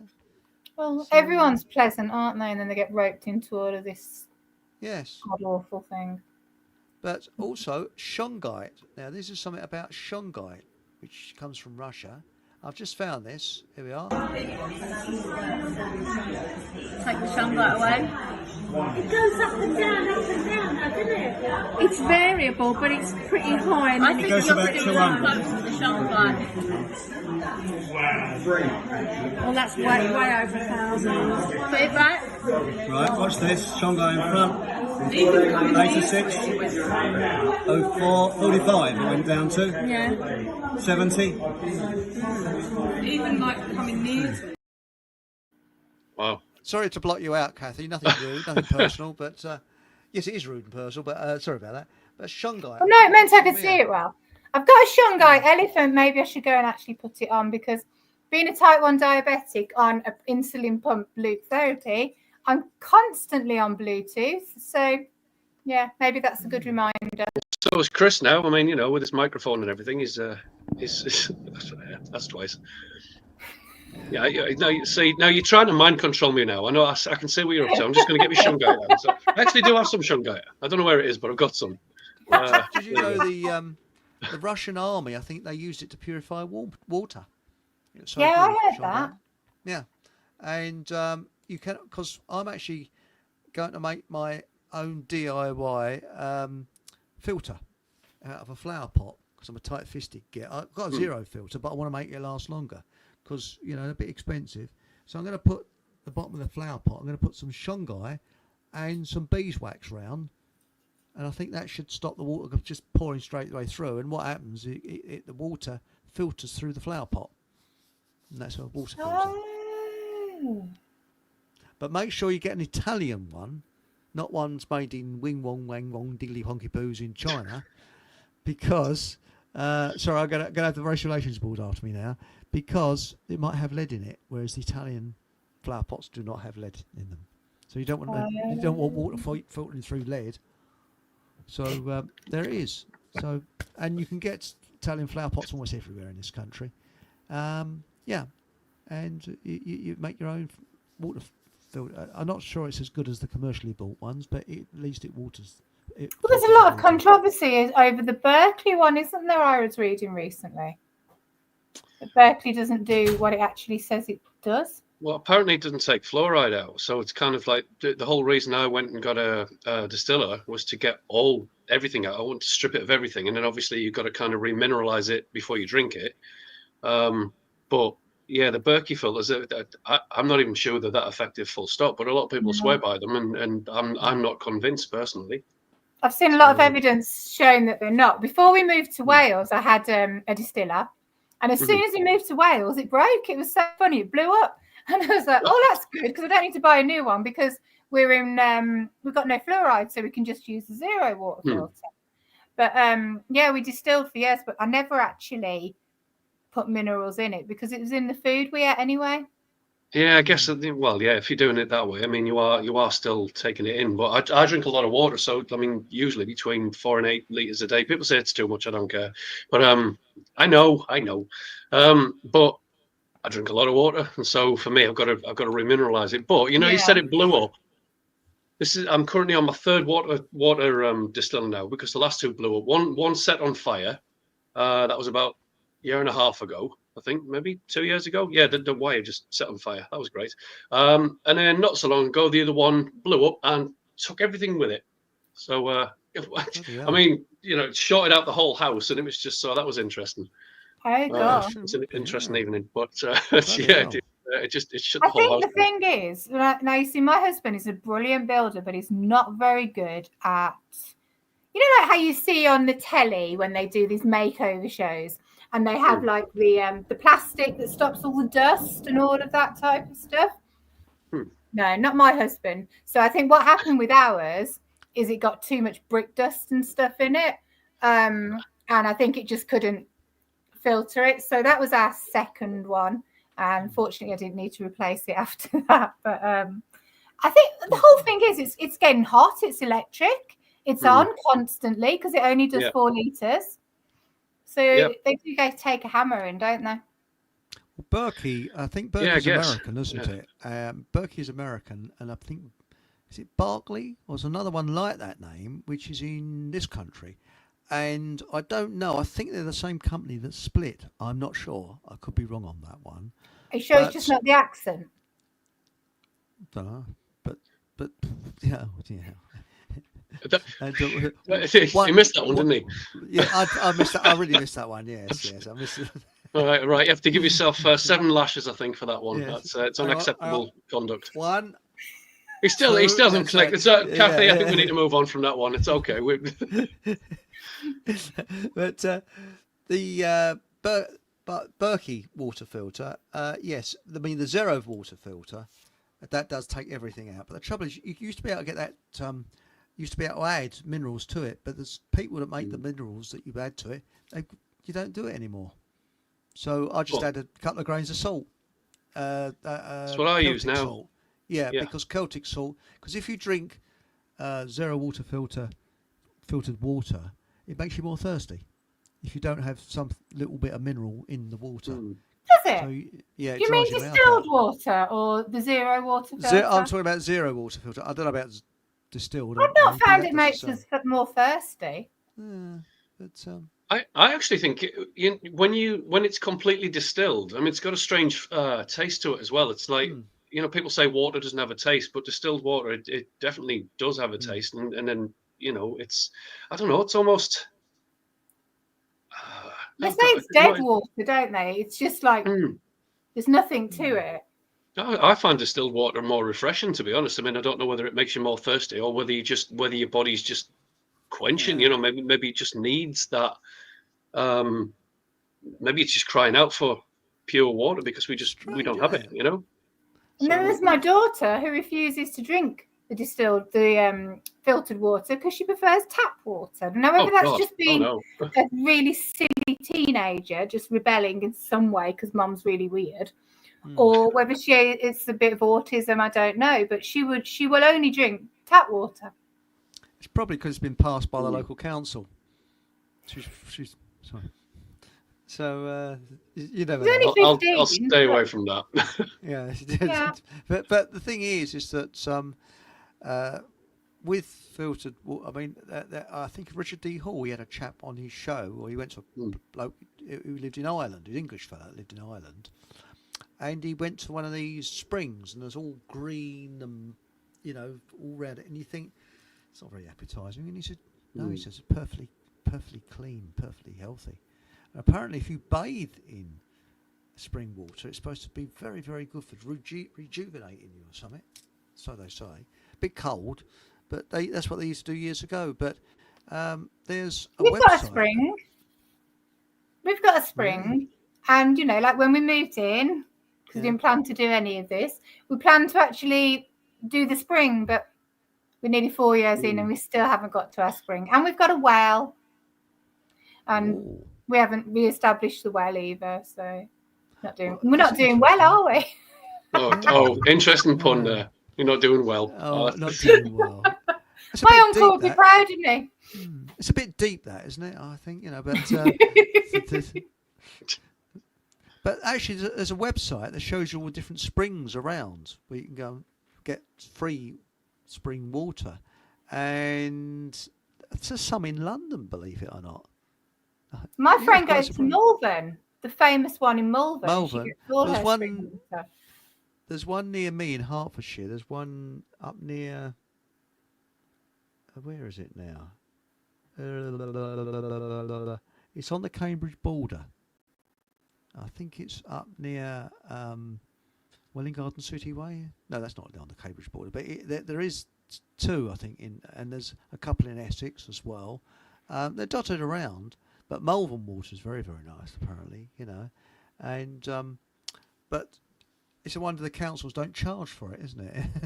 It is strange, isn't it, that they haven't, like, you know, like cornered them off and said that they are like toxic waste and all of that stuff, because I find it funny how they still let you get it. But well, I think it's a case of as long as they can charge you for it, they're happy, aren't they? Really, you know, and then once they start charging you for it, then they've got to poison it so they can treat you for it. You know, there's always something, but you know, I'm not aware of any springs in Teesside. I don't think we're posh enough for that up here. It's you should have a look on Eric's map. Yeah, I can't remember what the site is. If you go into Yandex, because I don't trust you, Google, and just put Springs UK. You probably get loads of leaf springs showing you. But you know that every single search engine is the same. Like WhatsApp and Telegram are exactly the same. Telegram's no more secure than WhatsApp. Oh, the security services wash it. They've got backdoors into everything apparently. So yeah. Well, look have you seen who owns Telegram? Isn't it the? Hang on. I think I know the answer to this one. Isn't it the daughter of the guy who ran Cambridge Analytica? Am I right in thinking that? Is that right? You know, and people like all of the awake people will only go on Telegram and they won't go on Facebook. And I'm like, there is literally no difference. WhatsApp is the most insecure ever. It really is. Chris, it's not, mate. Everyone gets every single bit of information. It doesn't matter what's secure. So, you know, it's a bit of a joke. WhatsApp is Facebook. It belongs to Facebook. That to me is CIA. So, you know. But what's? I mean, look at right. Okay, let's take mail servers instead, right? So Proton Mail, they're linked to CERN. You know, and they boast about this, and where all the truth is, we've got Proton Mail and it's safe, and they would never. No, it was developed and run by a team that's part of the CERN, organization. I'm not being funny, but you know, if you can trust anything digital, I think something faulty up here. Really, there's nothing safe. You know, I mean, even antiviruses and things like that.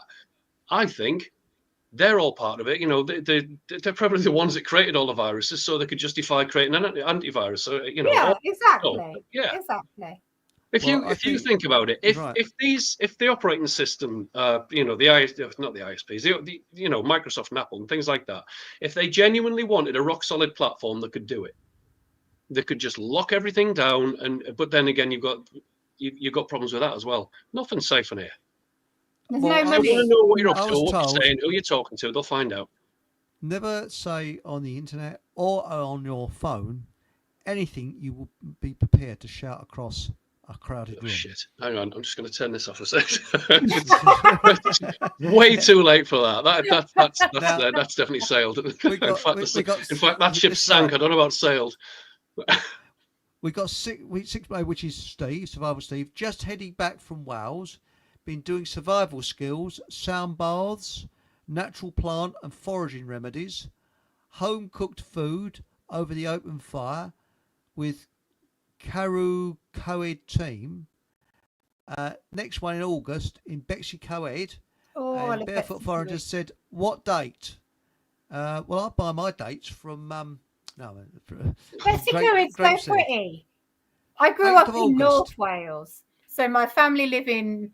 My dad's family moved to North Wales, to Colwyn Bay. So I grew up. Every holiday we had was in Colwyn Bay. So Bexley Coed's so pretty, but it's actually longer to get from South Wales to North Wales than it is for me to get to South Wales to Birmingham. So stupid. Oh yeah, but the only trouble with Wales is it's populated by Welsh people, isn't it? You know, I mean, that's nobody joking. So I know some very nice Welsh people. We're doing our job properly, right? Look at the amount of people going down from Wales. Don't you? Oh boy, oh. You constantly insult the Welsh, but I know. Well, not really. I think they're nice people. She's got you. You're off guard there. I mean, they're not my favourite people either, so I'll just leave it at that. It's, some people find them quite nice. Who is that bloke? Oh, Holly, you can't go. Wasn't funny. That's our womb healing workshop weekend, so you can't go. Sorry, Holly. Could you go one day to Steve's one, the other day to your one? What about that one? No, because Holly's running it with me. Oh. No, you go to Steve's on one day and then it's just go down the road and go to the other one. No, because Holly's running it with me. Do not give her ideas to run off again, please. Oh, okay. Now, don't tell anybody, but it's a bit embarrassing. Stephen Truthseeker says, I've got Shungite. I'd say Kathy's Magic Balm, that might take it away. You never know. Hey! Is it is it a rash that's gone up the back here, you know? Is it in an embarrassing area, you know? Is it round your bum, you know? These questions we got to ask. Where is your Shungite? Kathy, your Magic Balm really works, by the way. Oh, did you get to try it? Yeah. It's good for blisters. And very, very bruised hands. So, yeah, it worked. Seriously, just like 1 or 2 uses and fixed. So there you go. So that's a good advert. Thank you very much. Well, there you go. So that's a bit of an advert for you. So, yeah. So anyone who wants to buy Kathy's Magic Balm, go and bloody buy it because it works. So, I've ordered some on, was it Sunday or Saturday? I don't know where it is, you know. Sunday, I think, yeah. Yeah, Sunday. Yeah, that's all right. Yep. It's lovely to wake up to. Thank you. This program now contains product placement, so you know. don't you need to pay him now for that because we're I'm totally against product placement. Oh yeah, totally, yeah. Never dream of it, you know. Absolutely. I don't know where mine is at the minute. So I need to get my mug. Where's my mug? I've got oh, it's somewhere. Yes. I've got. Have you really? You got all quiet. Oh, she's frozen. She's frozen. She's frozen. Yeah. Fairies have got her. That's it. Yes. Well, we'll carry on until she unfreezes herself. Can't even blame Rumble for it. She's disappeared. The fairies have got her. Now, she just zero water vanished. filters remove fluoride. Remove every bleeding thing. Yeah, very good. But where I live, they only last 3 weeks because it's so polluted, the water. Right. But I've made them last 2 months. And what you do, you distill it, you pour your tap water through a Brita first of all, then from the Brita into the zero water filter, and you make it last 2 months, and Britas are a fraction of the price of zeros. What's that? If I could only find that one.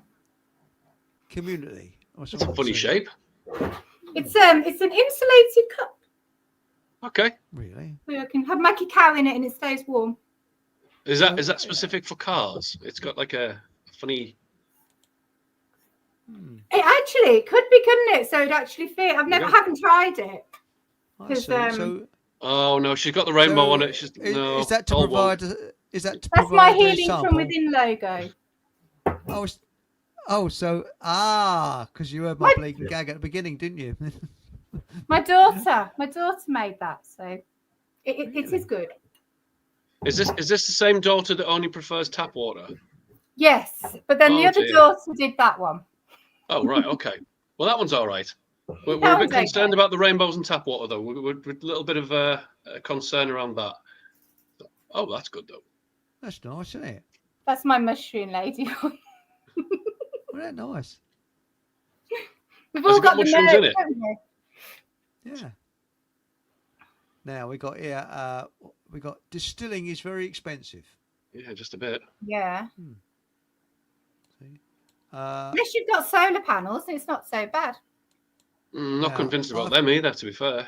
We don't get any Well- sun, so it's like, Wow. they keep chemtrailing the sun out, so That's what right. good But is you know solar? what? The past 2 weeks we've hardly had any sun in Wales because Mhm. obviously it was half term. And our batteries have stayed charged up completely. Oh, wow. So I have absolutely no idea how that's happened. Because I was saying to my Right. husband, they won't be charging, we'll be getting stuff off the grid. It's like, no, we haven't had anything. So they're still Curious. charging.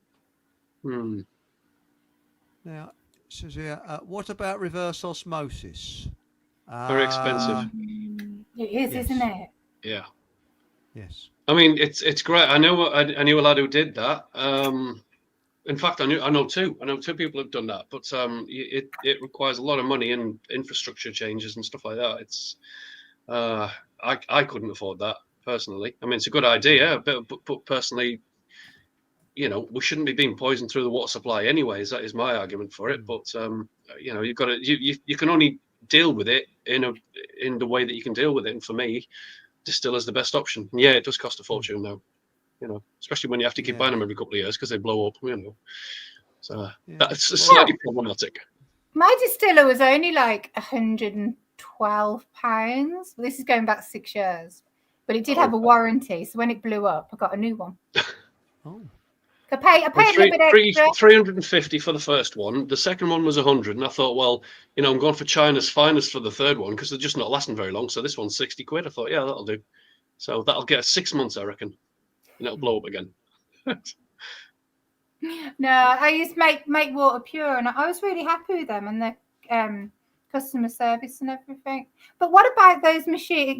Those machines that everyone wants to sell you for water? Have you researched those ones? They begin with go a on. K. They begin with a K. I'm missing something here, Anna. I don't know. Dunno. Oh, Can I say it? actually, yeah, you say it. Yeah. Kangen, the Kangen water. Never heard of it. Nope. So they this machine that costs thousands of pounds. It's a network marketing thing, but it Right. changes the pH of the water, so you can use it as I think it's more alkaline, and then it's more cleaning and stuff. Oh my god, it Yeah. costs a lot of money. Yeah, I can imagine. Well, it reminds me because I've got a couple of barrels outside that collect rainwater, or butts rather, plastic butts, and they are bloody minging. The water stinks, so I've got to clean them out. I can't do it tomorrow because it's raining, but I'll have to clean them out soon because they are really bloody minging. Oh, but plants like them, so that's all right. Now we've got here British. Mark Anthony, here he is. Come up with a good tip. British Berkfield is a British company, and as far as I'm aware, they are not linked to the American Berkey company. So that's interesting, because I know that Berkfield, they do almost identical, don't they, to the Berkey? I don't think any of those are that water one though. Have we promoted Mark Anthony to the information minister, by the way? Because he's like, we should be, because you're a propaganda minister, aren't you? Well, You've yeah, got of to course. Believe what you tell us, yes. yeah, Fuck 'em, you'll believe what I propaganda. tell you, and you'll be happy. I mean, it's a good deal, right? I forgot what you are, Kathleen. What are you? You're Minister of got a Dandelions. Dandelion minister. Yes. Now. Very random. therefore- That's right. Yes, it is, isn't it? Joy Warren would be a brilliant guest for which filtration process is best and how to test your water. Joy Warren. I will make a note of that. And Never heard of the Beth, guy. do you know Joy Warren? So Holly knows everyone. Joy. Now, have you got a cure for left-handedness? Because I'm left-handed. Yeah, right. Why do you need a cure? Why do we need a cure for left-handedness? I prefer to be left-handed. Actually, I like being left-handed. Yeah. But that's a very random statement there. Well, yeah, because when I was a kid, people say, "Oh, he's cack-handed." My sister used to take the pee out of it. My mum used to get beat. I've She used never to been get beaten by the school teacher. She used to get hit with the ruler and everything. And until she learned to write with her right hand, she would get hit all the time. And that was acceptable. That causes nervous problems, because I was a person that had nervous problems because of that. But one thing that was a good plus for my mother, she insisted that I remained left-handed. So, that was a plus for my mother. But, my mum's ambidextrous, but they used to say it was from the devil that you were left-handed. Yeah. But do you know why Boy Scouts shake hands with the left hand and not the right hand? It's because Baden-Powell came across a tribe in Africa when he was in Africa, that if they regarded you as, a good warrior, or you were looked on as a sort of important person, they would shake hands with their left hand to show they honoured you. And if they thought you were just a piece of shit, they shake hands with their right hand. Yeah, and that's why the Scouts shake hands with the left hand, not the right hand. That's where it come from. I'd be terrible, because I can never remember my left and my right hands. I can just about remember it now when I drive, because left's easier to turn than right. But I still have to look at my hands and work out which is the left one. Well, when I was... Why? Well, wait a minute. Why is this, right? Because my daughter's the same. It's like, I say, well, associate your right hand with the hand that you write with, because she's right-handed, right? But it doesn't, I don't know. To me, it's simple, but it's... People say to me, "What hand do you write with?" And I say the right one, the one that I'm supposed to write with. I don't know which one it is, and I could never tell you. But I say I've got the normal one, and they go, "What one's that?" And I say, "I don't know." Well, I'll tell you a terrible thing. Bill Gates is left-handed, and so is Obama. And it's a very weird thing that a run of presidents who are left-handed. Clinton's left-handed. Ronald Reagan was left-handed. Gerald Ford was left-handed. I think a lot of creative people are left-handed. Well, they're at it's spatial awareness. Left-handed people are very good at spatial awareness. And I worked in an office where there was only, I think it's 2 or 3 blokes that were right-handed. We was all left-handed, because architecture has an incredible amount of left-handed people in it. I'd stand by that, because I'm not very spatially aware. So for your left hand, Chris, it's supposed to be, it's right. It corresponds to the right hand side of your brain, and so vice versa. So your left corresponds to your right. So that's usually to do with kind of the holistic outlook, artistic traits, things like that. So a lot of artists apparently are left-handed because that's the right brain dominant. So I don't think there's anything wrong with it necessarily. I mean, who's to say that right-handed is the right way and left-handed? What a lot of crap. Well, there's left and right. It's conformist, isn't it? If you didn't do something the way that they decided was the right way, then it was frowned upon. But why should it be frowned upon? Right, exactly. Neither one of them is superior to the other. So what's the big fucking... Oh, sorry, I'm swearing again. Sorry, YouTube. Oh, come on. We knew it was going to happen eventually. It's Nathan's fault. Exactly, it is. I mean, I get it. No, you was talking about New Zealand and the haka, wasn't you? Oh. And the only thing is, with Fockham, we do similar to the haka, but it's spelled with an F instead of an H. Sorry. Nope. That went over my head. Lost completely. Oh, he's using naughty language that he's trying to get around the YouTube censors, but they're very clever cookies in YouTube land. Yeah, they know them. So I'm just reading this comment that's on screen, right? I know who this is as well. She tried to stop like the fluoridation of the water supply in the UK. Oh.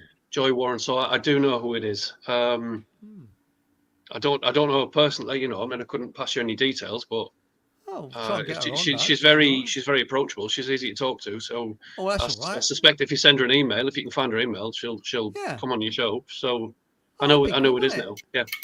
That'd be interesting. That's great. Yeah. No, she's lovely. She's lovely. She's got a lot of material and stuff that she can do presentations with. So yeah, absolutely. I think it'd be a good guest for it, actually. I made a note of her name. What are your thoughts on Kangen water? No one knows what it is, Marlene. Me, I just think it's incredibly expensive, and the amount that are available for sale on eBay and on Marketplace should tell you a lot. Now, it says here, what we got here, it says, never mind spirituality. We all might be dead tomorrow. Wakey, wakey. Love you. Well, hold on. Why is that? Why could we be dead tomorrow? We need some context. They're talking about Putin firing these missiles at us or something. I don't know. Are they trying to bring back Cold War fear and probably? Yeah, I think it is the shit of the bull, personally. So, well, okay. So let's assume there's a bit of truth in that. So my stance to this is okay. So tomorrow we might get nuked, but tomorrow we might not as well. And so what you're going to do? You're going to, stop living your life because of it, or are you just going to get on with it? At least it'll be quick. Yeah. But then you get people saying, but nuclear bombs don't exist, right? So, well, no, it won't be nuclear. It'll be some bleeding weapon. High yield napalm. Well, they're not allowed. Depending what you believe, they are not allowed to do that. So every time they try, someone's going to disable the button. Someone's going to stop the thing coming out because they're not allowed to do it. So that whole fear thing is gone for me. Honestly, if they do it, they do it. We're not going to stop it. So I'm not going to lose sleep over it. They tried this. They tried this, like you say, in the Cold War, and they put the fear of God into the kids. And sod that. I'll tell you something. I mean, I lived through the Cold War. Well, all of us did live through the Cold War, and not the full entirety of it. I hasten to add, I'm not that old, and it used to, as a sensitive child, it used to make me, putting it bluntly, shit scared. And, because all the newspapers are full on, you will be griddled alive, and the living will envy the dead. Oh, terrible stuff. But isn't, people say that the screens and everything for the kids is a bad thing, but no kid is scared of the Cold War. No kid is scared of this thing that's being promoted now, because they're not listening to the propaganda that the BBC is putting, because that was the only thing that you were allowed to see. Well, so there's good things in everything. With the outbreak of World War II, they're all over the newspapers. There's said to have been an invention of a death ray machine, which you point to aircraft and the engines stop and the plane falls out the sky. And there was a scientist that was actually murdered on Blackpool Promenade. And it was all, terrible things. And his son asked people to write in Nexus magazine. And this was about 20 years ago. I read this. Now, my father remembered it as well. And it was turned out to be complete. Now, I think there was a scientist who was done in on Blackpool Promenade. And I think that was all part of the PSYOP, because this death ray machine didn't exist. It was bullshit. The death ray. That sounds like something of a science fiction movie anyway. 1939, 1940, death ray. Yeah. If you look it up, it says it, and it's all bullshit. And you know what people said? Don't be stupid. At the outbreak of war, aircraft could never reach London. We've got such a defence with these death ray machines and the boys in the ministry and that. A plane would just fall out of the sky before it even reached London. Never. So, and again, I'll repeat what I said yesterday, mate. Is it any wonder that people, buy into psyops and conspiracy theories and whatever you want to refer to them as? I mean, good God, we have been lied to and deceived like no one's business. It's kind of it's like a profession. I do doubt whether nuclear bombs exist. I really do doubt it. I put that into question. I'll keep an open mind, but I really do doubt it. And people say, well, what about the radioactive, these people dying of terrible things from the radioactive fallout of these tests that they did at Bikini Atoll and Christmas Island and places like that? Well, I think they were given a cocktail of drugs, and that's what's killing them. What about Hiroshima and Chernobyl, where everything was just completely wiped out? Yes, but there's people living there now. I was going to say, TNT, massive amounts of TNT, that will produce virtually the same. People will be vaporized. You'll have this great big cloud, mushroom cloud going up. This is what happens. You see conventional explosives, they look like nuclear explosions, So, worth thinking about. And we all know about red flags, don't we? We never think back that far, but yeah. I wouldn't drink distilled water by choice. Why is that then? Why is that? Good question. Because it's got nothing in it. Well, you remineralize it. One of those. This is news to me, Stephen Truthseeker. I didn't know this. One of those Celtic salt companies has been taken to court for high amounts of lead. Nothing surprises me any bloody more. Sorry. Right, and Barefoot Foreigner says, Find a Spring website. That's what it's called. Oh, cool. Yeah. Now, the only thing that worries me about our spring is the family that lives down on the next bit of the spring used to have their water in the 50s, and they all died of Legionnaires. The whole family. And lovely. I know, yeah. I'm surprised we've lasted as long as we have, Oh, lovely. Well, where I live is the River Lee, and that all the way around is Weil's disease, and that's from rat's piss. So if you fall in, if you fall in the Lee, you've got a bit of trouble. You might get Weil's disease. Yeah. Beautiful. That Weil's disease, yes. I've just learned something new because I always called it Wheels disease. Weil's. It is vile, though. Could be Will. Yeah, it is vile. It is vile. There's a good spring down in Peckham. A bloke called Del Boy knows all about it. Mark Anthony. No comments. Now, bottled water. Is bottled spring water, this is Marlene, bottled spring water better than distilled water? Well, do you think it's taken thousands of years to get through the indigenous, all through the rocks and that? And it's got a sell-by date for next year.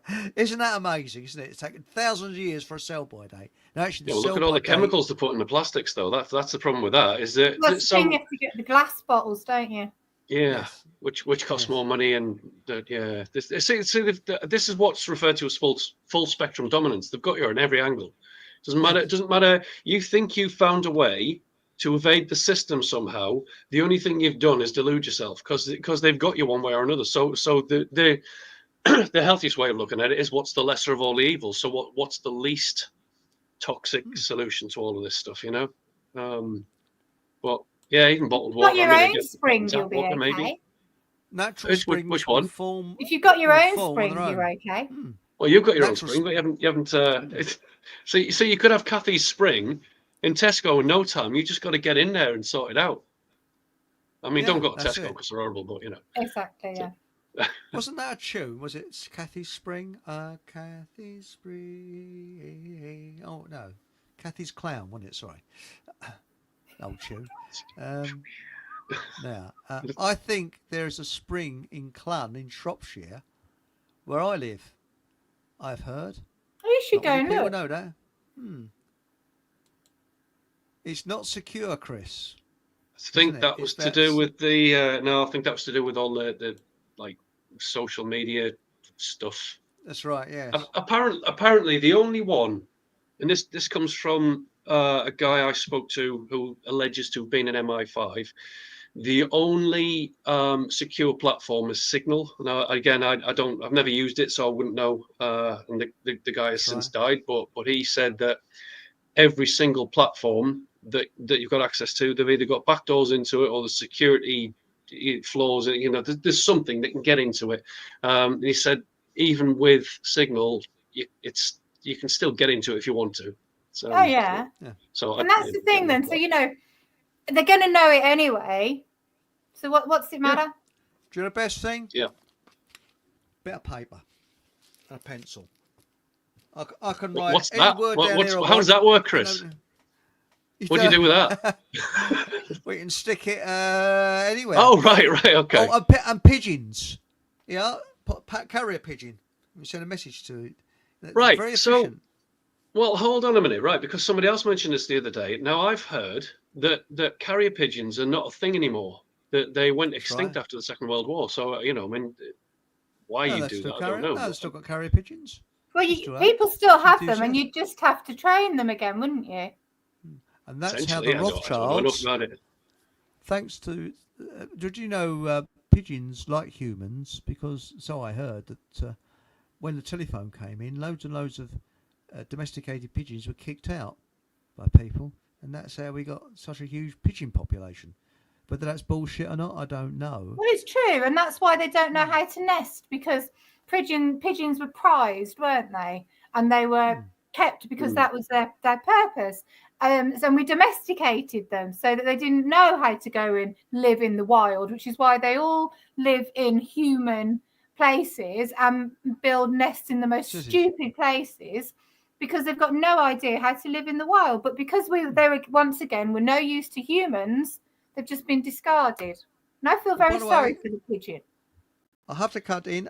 Say good night to. I almost forgot it. We're coming up to the hour. I think you've missed it now because you're a minute out.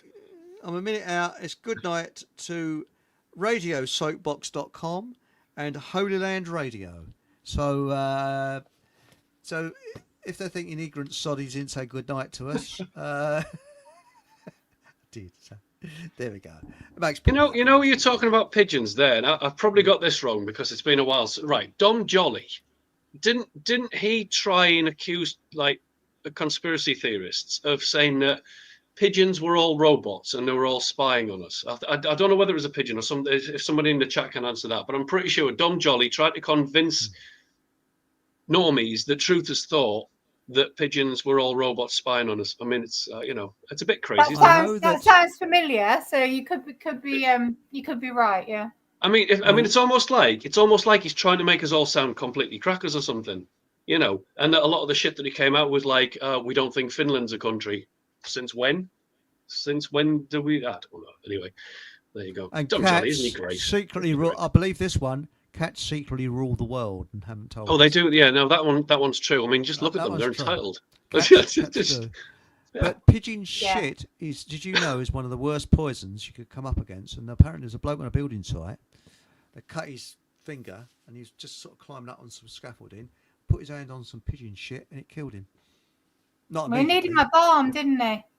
He needed your balm, yes, and that's it. But I like that. Sounds terrifying, though. To be fair, but. Well, is this what's in your balm, Kathy? Is this you're killing me with the? No, it's not. No pigeon shit in my balm.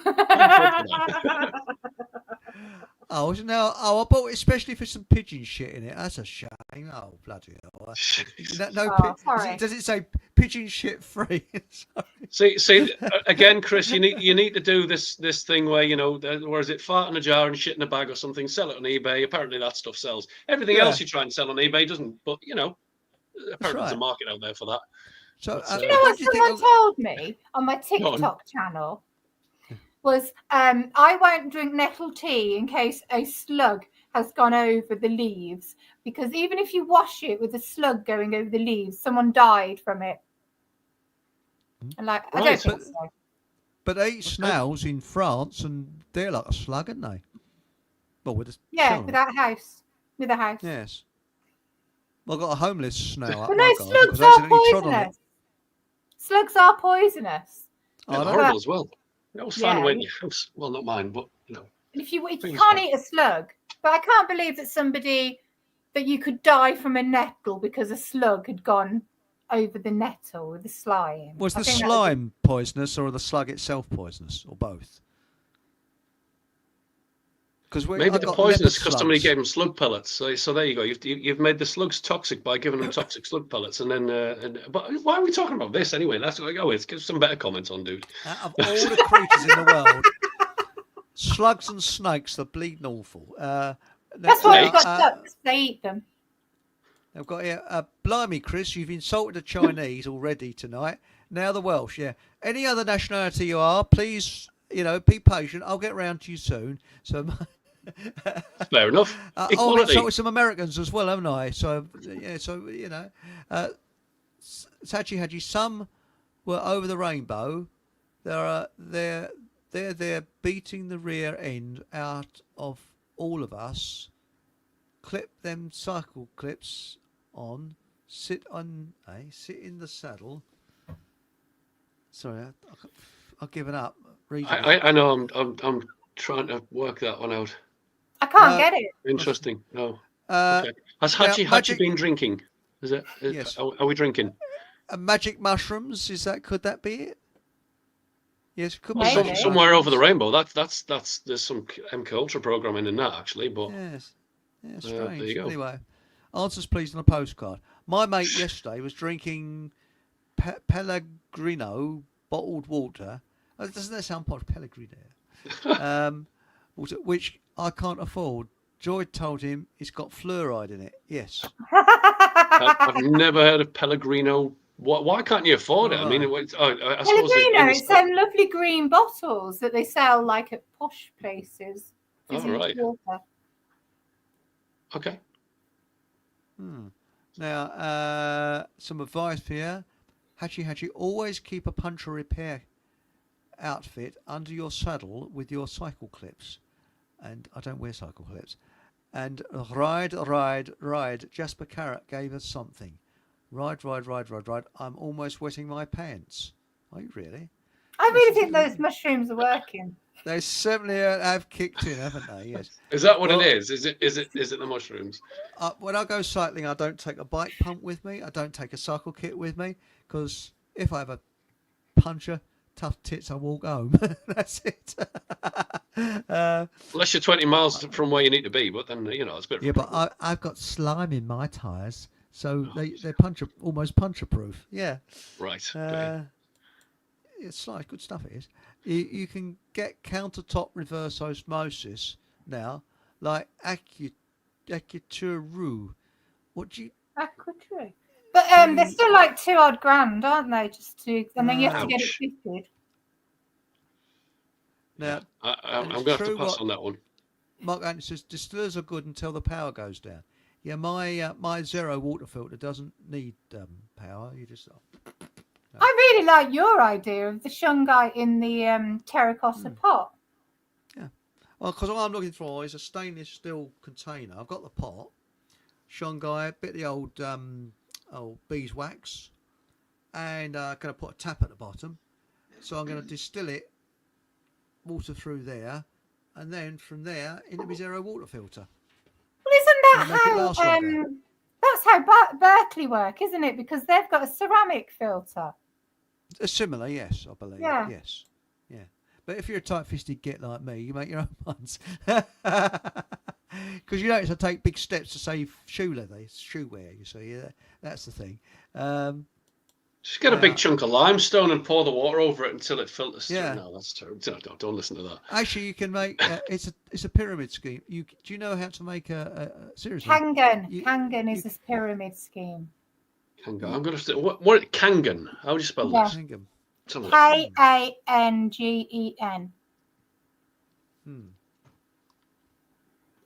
It's network marketing.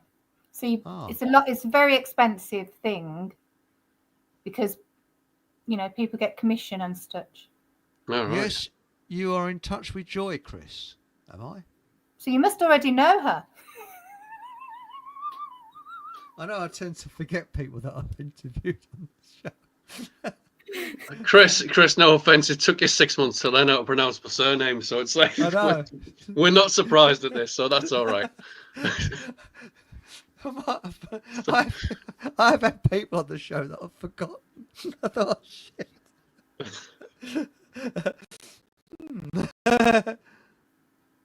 Yeah, I've got to stay She's away the from woman that. running. Sorry, I'm looking at the Kangen thing. I don't think I've had her on the show. She's the woman running the fluoride cool case. Chris, she might even be in one of your groups. I don't know, but she might be. She might be talking sorry, to Joy, Sorry, Joy, if I've insulted you.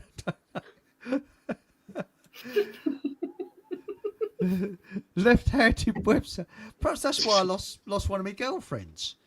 Because she came up to me once and said, "Who are you?" Oh, she said, "I'm your girlfriend." Oh, yeah. Oh, sorry. I mean, usually it helps if you're aware of that, you know. Yes. Kind of made much of an impression on you.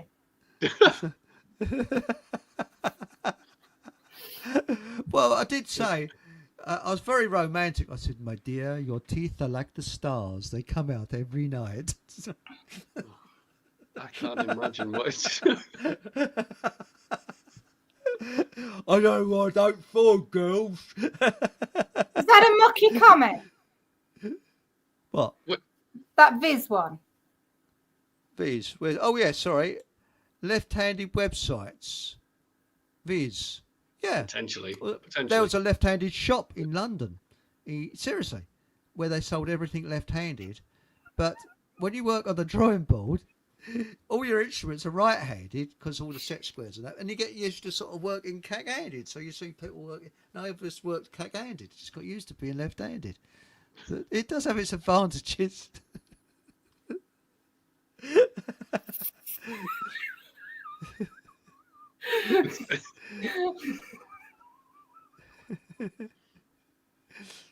Cool. What have you been feeding the chat? And yeah, so I've come in here, and I mean, is it mushroom gas, or I mean, what we're going for here? Because it's away. I'm going to say it's away with the fairies, but you know that plays on earlier as well. So it does. Yeah. For truth's sake, I said, "I take it Andrew Johnson turned you down." No, he didn't, because I forgot to contact him. Oh God. I got terrible memory. Kathy, have you got anything that can potentially, you know, improve people's memories at all? I mean, to be fair, Yes, lion's mane. Well, there you go. Lion's Horse's mane mane? tincture. Was it horse's mane? Lion's mane. Lion's mane. Yeah. Oh, lions. Hang on, I better write it down because I might forget it. Yeah, but if you had some lion's mane, you wouldn't need to. So, right, lions. It's the only way I can run 2-3 businesses. Lion's mane. I don't remember what I was doing. Here we go. And right now. Who's Andrew Johnson? Andrew Johnson. He's friends with Richard D. Hall, and he's an astronomer, and he believes the world is round. And I don't think he likes John Hamer very much because John believes the world is flat. Yeah, but that's all just to make awakened people fight. Because I think the world is square. I think it's square. I actually think that because who was that? Michael Bentine. He did. It's a square world, and he was right. The world is square. It's not round. It's not flat. It's square. So there we are. I'll put another one in the mix there. This thing with Andrew and John, and I've spoken to them about this incident, and it's not. People think they're enemies. They're not. There's no, so far as I can tell, between the pair of them, there's no animosity there on either side. Well, there you go. So just to, you know. Yeah, but that doesn't sell things, doesn't it? Does it? You know, there has to be. Well, yeah, I mean, but the whole flat Earth, round Earth thing. I mean, God, why is this such a divisive thing? I mean, I'm totally globe, so I don't buy the flat Earth thing at all. But I don't see what the point of falling out over it is. Why is it so contentious? Why do people? I mean, it's almost like some kind of extremist religion. It's bizarre to me. We've got bigger things to worry about. We've got, you know, we should be unified. It's just a huge distraction. Yeah. It's another rabbit hole to fall down to keep you fighting internally rather than doing what you should be doing.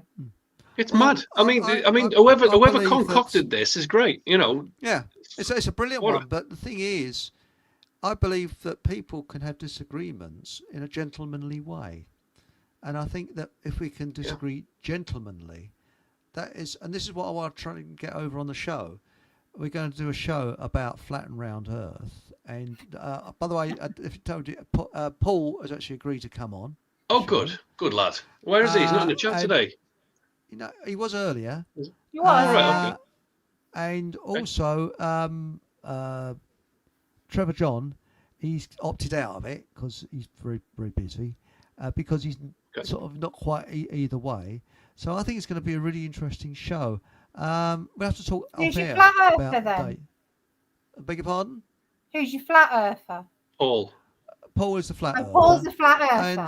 Okay. And I know that Paul and Nathan will have a very good gentlemanly discussion about it. Yeah, I've got no issue. And I'd But I like don't to- see why we don't have to. You know, why do we have to be enemies over this? If he's We got never his will. views No, about there's one, no we enemies. can. That's you know, right. We've all got different views, and I would like to, you know, when the program ends, people think, well, that's an interesting point there. There's an interesting point there, and see both sides of the story.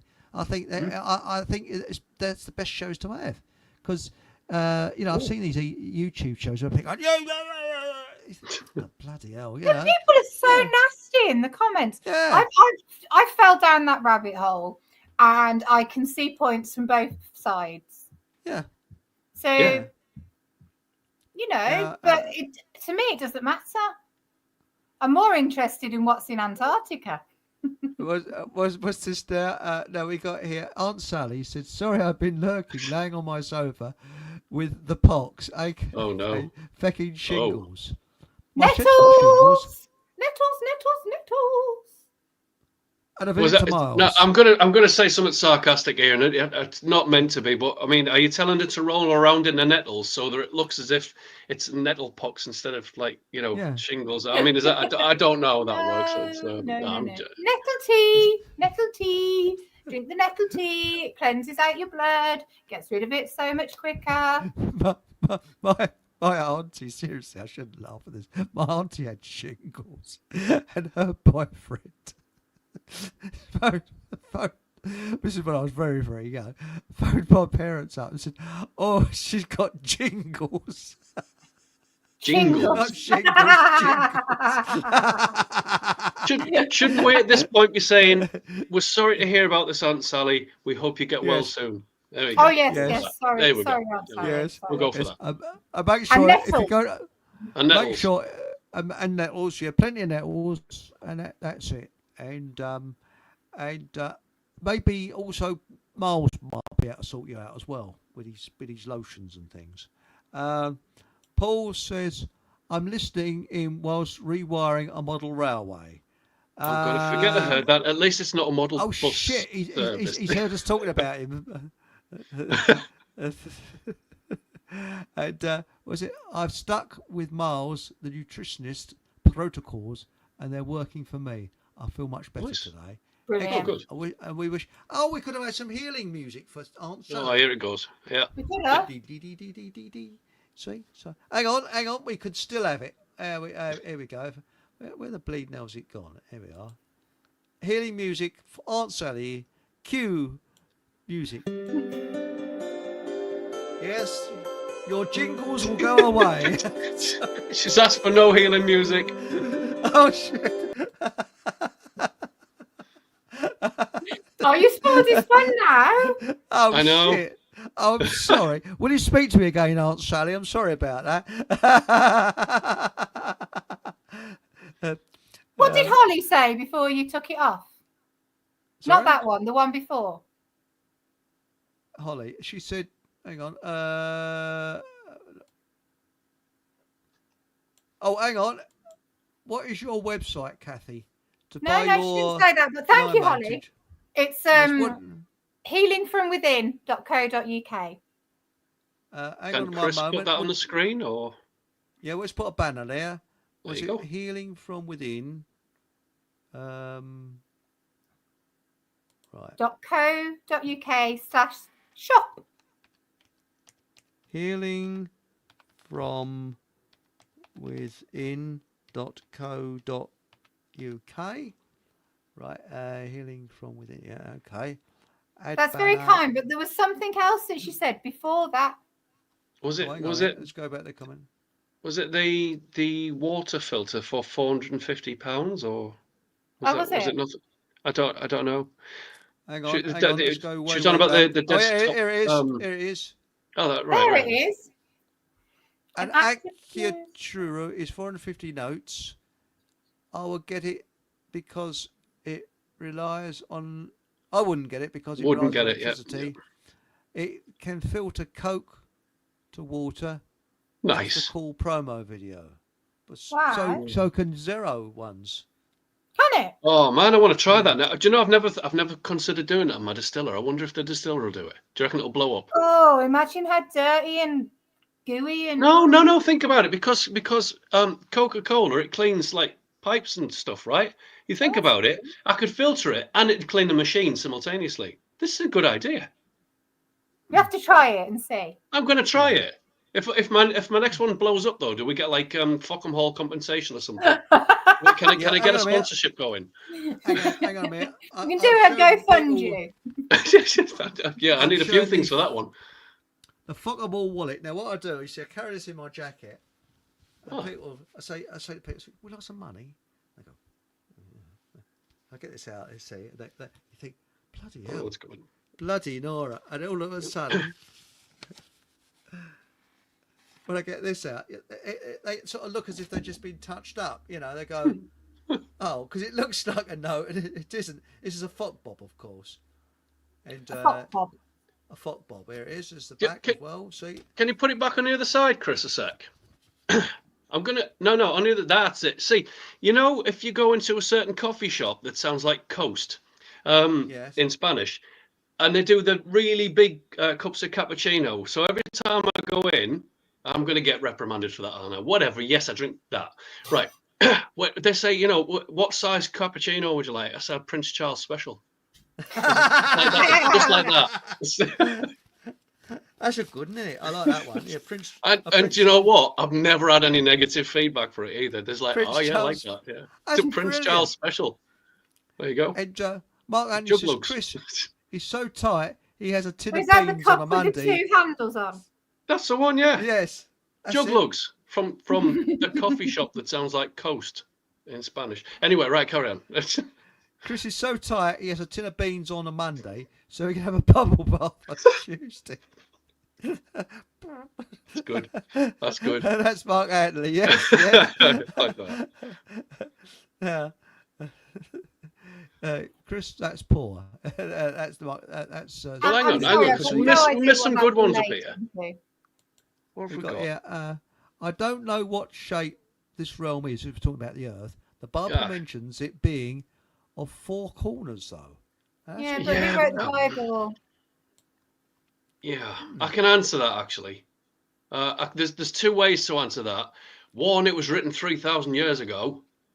And they didn't know what we know. So there's number one. Sorry, I sounded sarcastic as hell with that. Number two, often when they're on about the four pillars of the earth, they're on about the four winds, the four cardinal points, the four directions, etc. So that's the other way of looking at it. But you know, whenever anyone says, "Oh yeah, well the Bible says," well that's great. The Bible is a library of numerous scripts by numerous authors collated over a span of 3,000 years.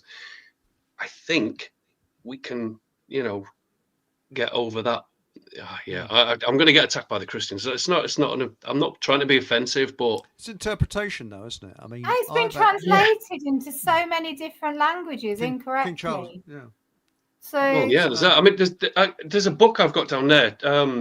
It's like a concordance of the Bible, so you can literally, if you wanted to have a look at it in its original meanings and stuff, you'd literally have to dig, and it would come out probably completely different. I mean, the word virgin, everyone considers, you know, the Virgin Mary, in its original language, in the Greek and the Aramaic, it just meant young woman, or like a young maiden, or somebody who was of breeding age, basically, so somebody that was of a marriageable age, if you like. It didn't mean somebody who'd never been touched by. I'm trying to be careful on YouTube here, but do you know what I mean? Even that was just a corruption. You're talking from the Catholic Church who wanted to control women. It didn't mean that. Yeah. until they changed it. That sort wouldn't of surprise me. wisecrack. Would that be some sort of wisecrack? I've lost it. What do you mean, wise? What? Oh. Oh. No. No. I know where he's going with that, Chris. Your mind is in the sewer, mate. Well, you should have had the. I actually got a feeling I might get banned for the intro gag. Well, it couldn't have been any worse than the one I did a couple of weeks ago. Like, I mean, I felt bad for that one. It's a retarded thing to fall out over, for sure. That's flat all round Earth. Exactly. Or square Earth. Yeah. I'm more impressed by the name.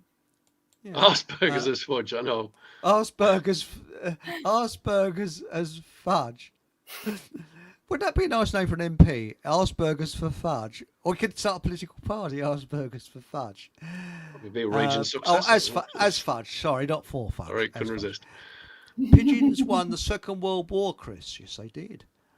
Thought you were in tune and never dropped a large one outside your own doorstep. Yes.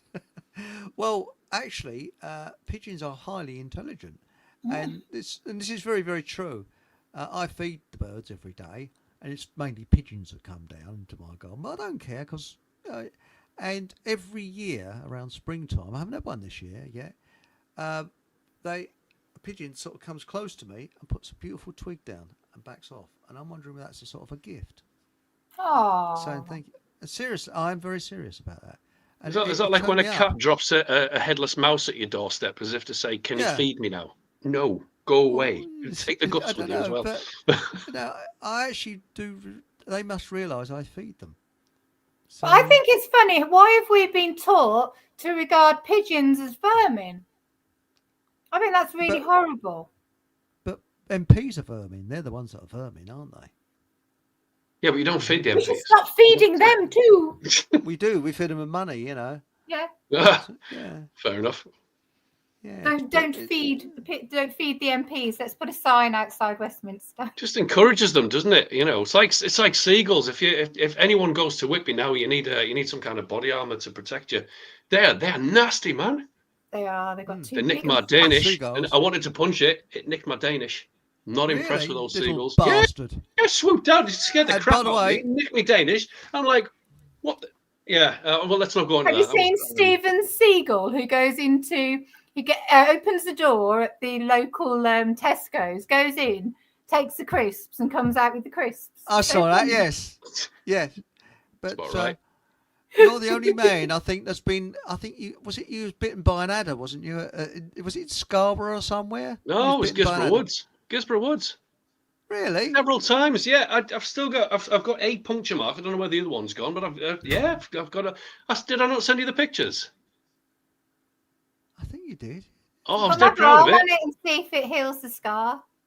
Hey, no, do you know what though? Here's the thing. I had a massive bruise like that on my leg. It lasted 6 months. I was dead proud of that. With funny looking colours all the way around it. It was great. It's like proper showing off for that one. Oh, but, there you go. Now, Barefoot Foreigner says, can we limit the numbers for that debate? Well, unless it's a mass debate, I don't know whether we could do this. Did I say something wrong? That really what did I say? My head. What How did I can you say? limit Did I say something the wrong? numbers for the flashy earth thing? Well, we've got three in a host, haven't we? So we've got Paul, hopefully maybe a certain other person in the chat there for like the middle ground, and then you've got me for the globe side, and then we've got Chris that can host it. So I personally, we could probably there you go.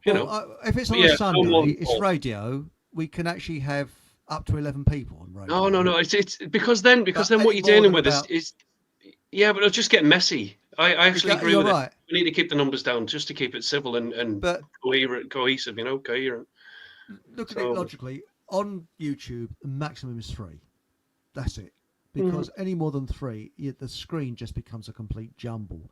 Yeah. Whereas with radio, you can have a few more people on because there's no screen to look. Well, you look at the screen if you want to, but it's radio. So with this debate, I think we was talking about either the 9th. Well, I was talking about the 9th or the 5th. Was it the 15th today? So what do you think you mentioned the 9th. Yeah. Sorry, what my piece of next paper week. Now we got other than 9th, that will be on a YouTube Monday. I think we'll be all right on YouTube for that. I think it'll be absolutely fine. I think just yeah, but definitely no more than 4, because that'll just too many cooks. Well, it will, yeah. So we put down flat. There we are. I'll wait. I can't see the chat. Have I not got the right thing? I've see it. On your right hand side, if you go to comments, so you've got private chat and there's nothing there. If you click on the comments next to it, it'll bring you everything that comes up on YouTube. Yeah. Oh, yeah. But I can't type in there, so I've got the YouTube window open in case I need to type anything, because it's, well, I'm a techno retard apparently. So there you go. In case you need to reply to yourself. Yeah, maybe. Yeah. But now, well, we've got some fantastic comments in here that we could dig into. So let me see how far back we got. Definitely no healing music. Aunt Sonny, I don't believe in that shit. That's a healing music. Oh, don't worry. I laugh. You know. This is bad for me. Quite blunt, though, isn't it? Yeah. Paul saying many of the ancient civilizations describe that one. ferment. Yeah, that one looks good. What time was it? Tell me the time. I'm going to put it on there. 10:24. Okay. Oh my God, 10:24. Many of the ancient civilizations describe the firmament, yeah, and that as well. And a rainbow proves that exists. And when you get a double rainbow, the top rainbow's colours are back to front, i.e. a reflection.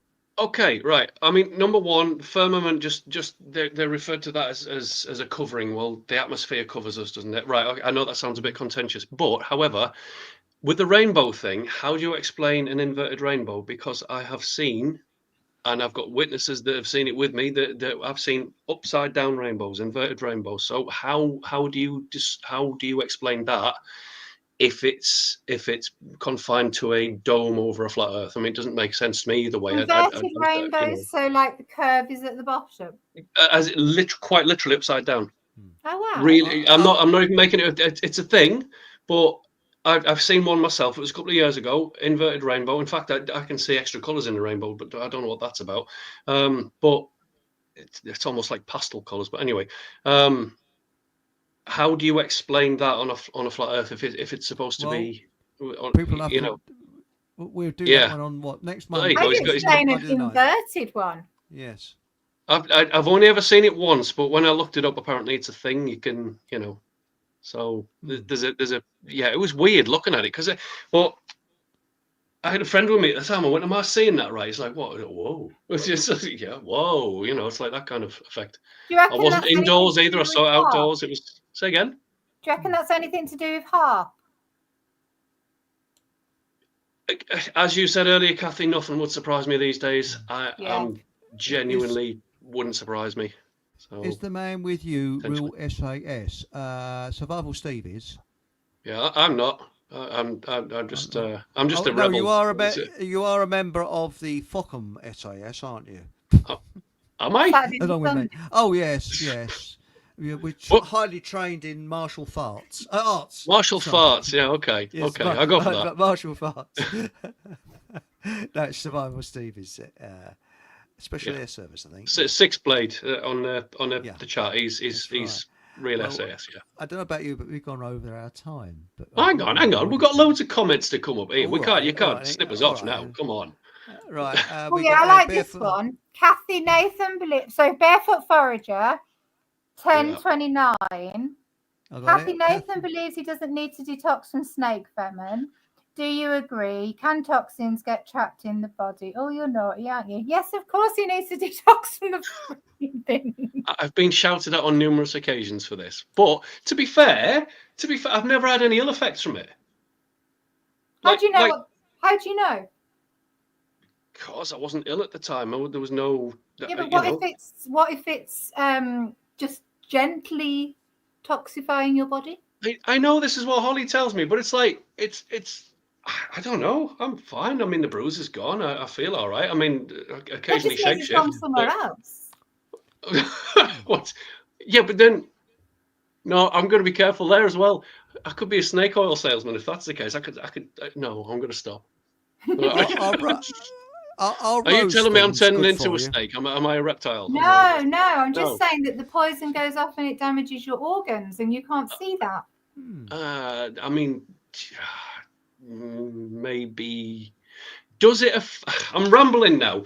Does it affect? Does snake venom affect your heart in any way? It can do, yeah. Like, as in palpitations and shit. If it's a black mamba, I think it would, because it kills. I think if it was a black mamba, I would have died a couple of years ago. Yeah. But Apparently, it's equivalent to a bee sting. Because you've got that,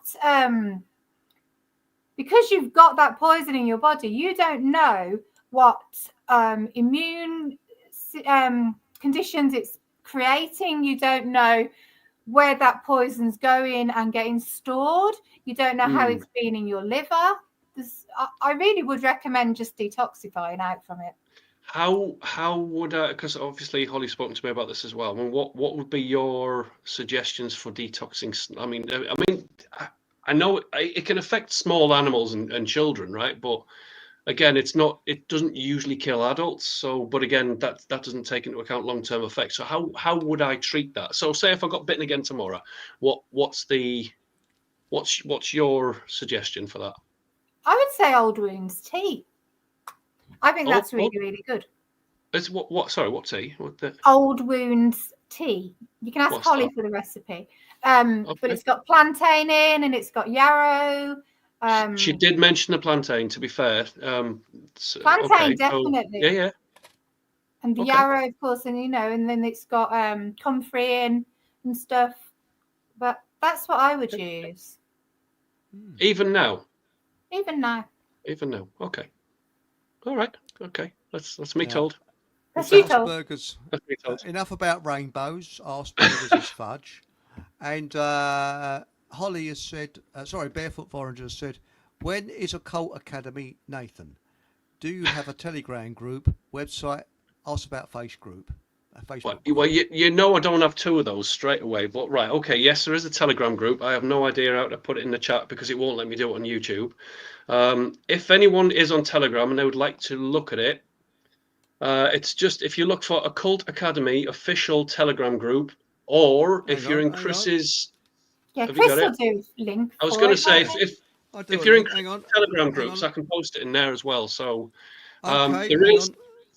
there is a website coming, but not yet, not for a couple of months, but there is one that's been worked on for that as well. Facebook, I'm probably going to capitulate on that. I don't know. I'm going to get around well, I know you like it, but do you know what? I was on Facebook, God, where was it, about 7 years ago? And I looked around.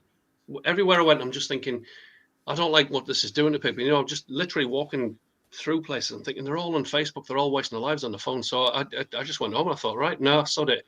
It took me. Now they're just on Telegram.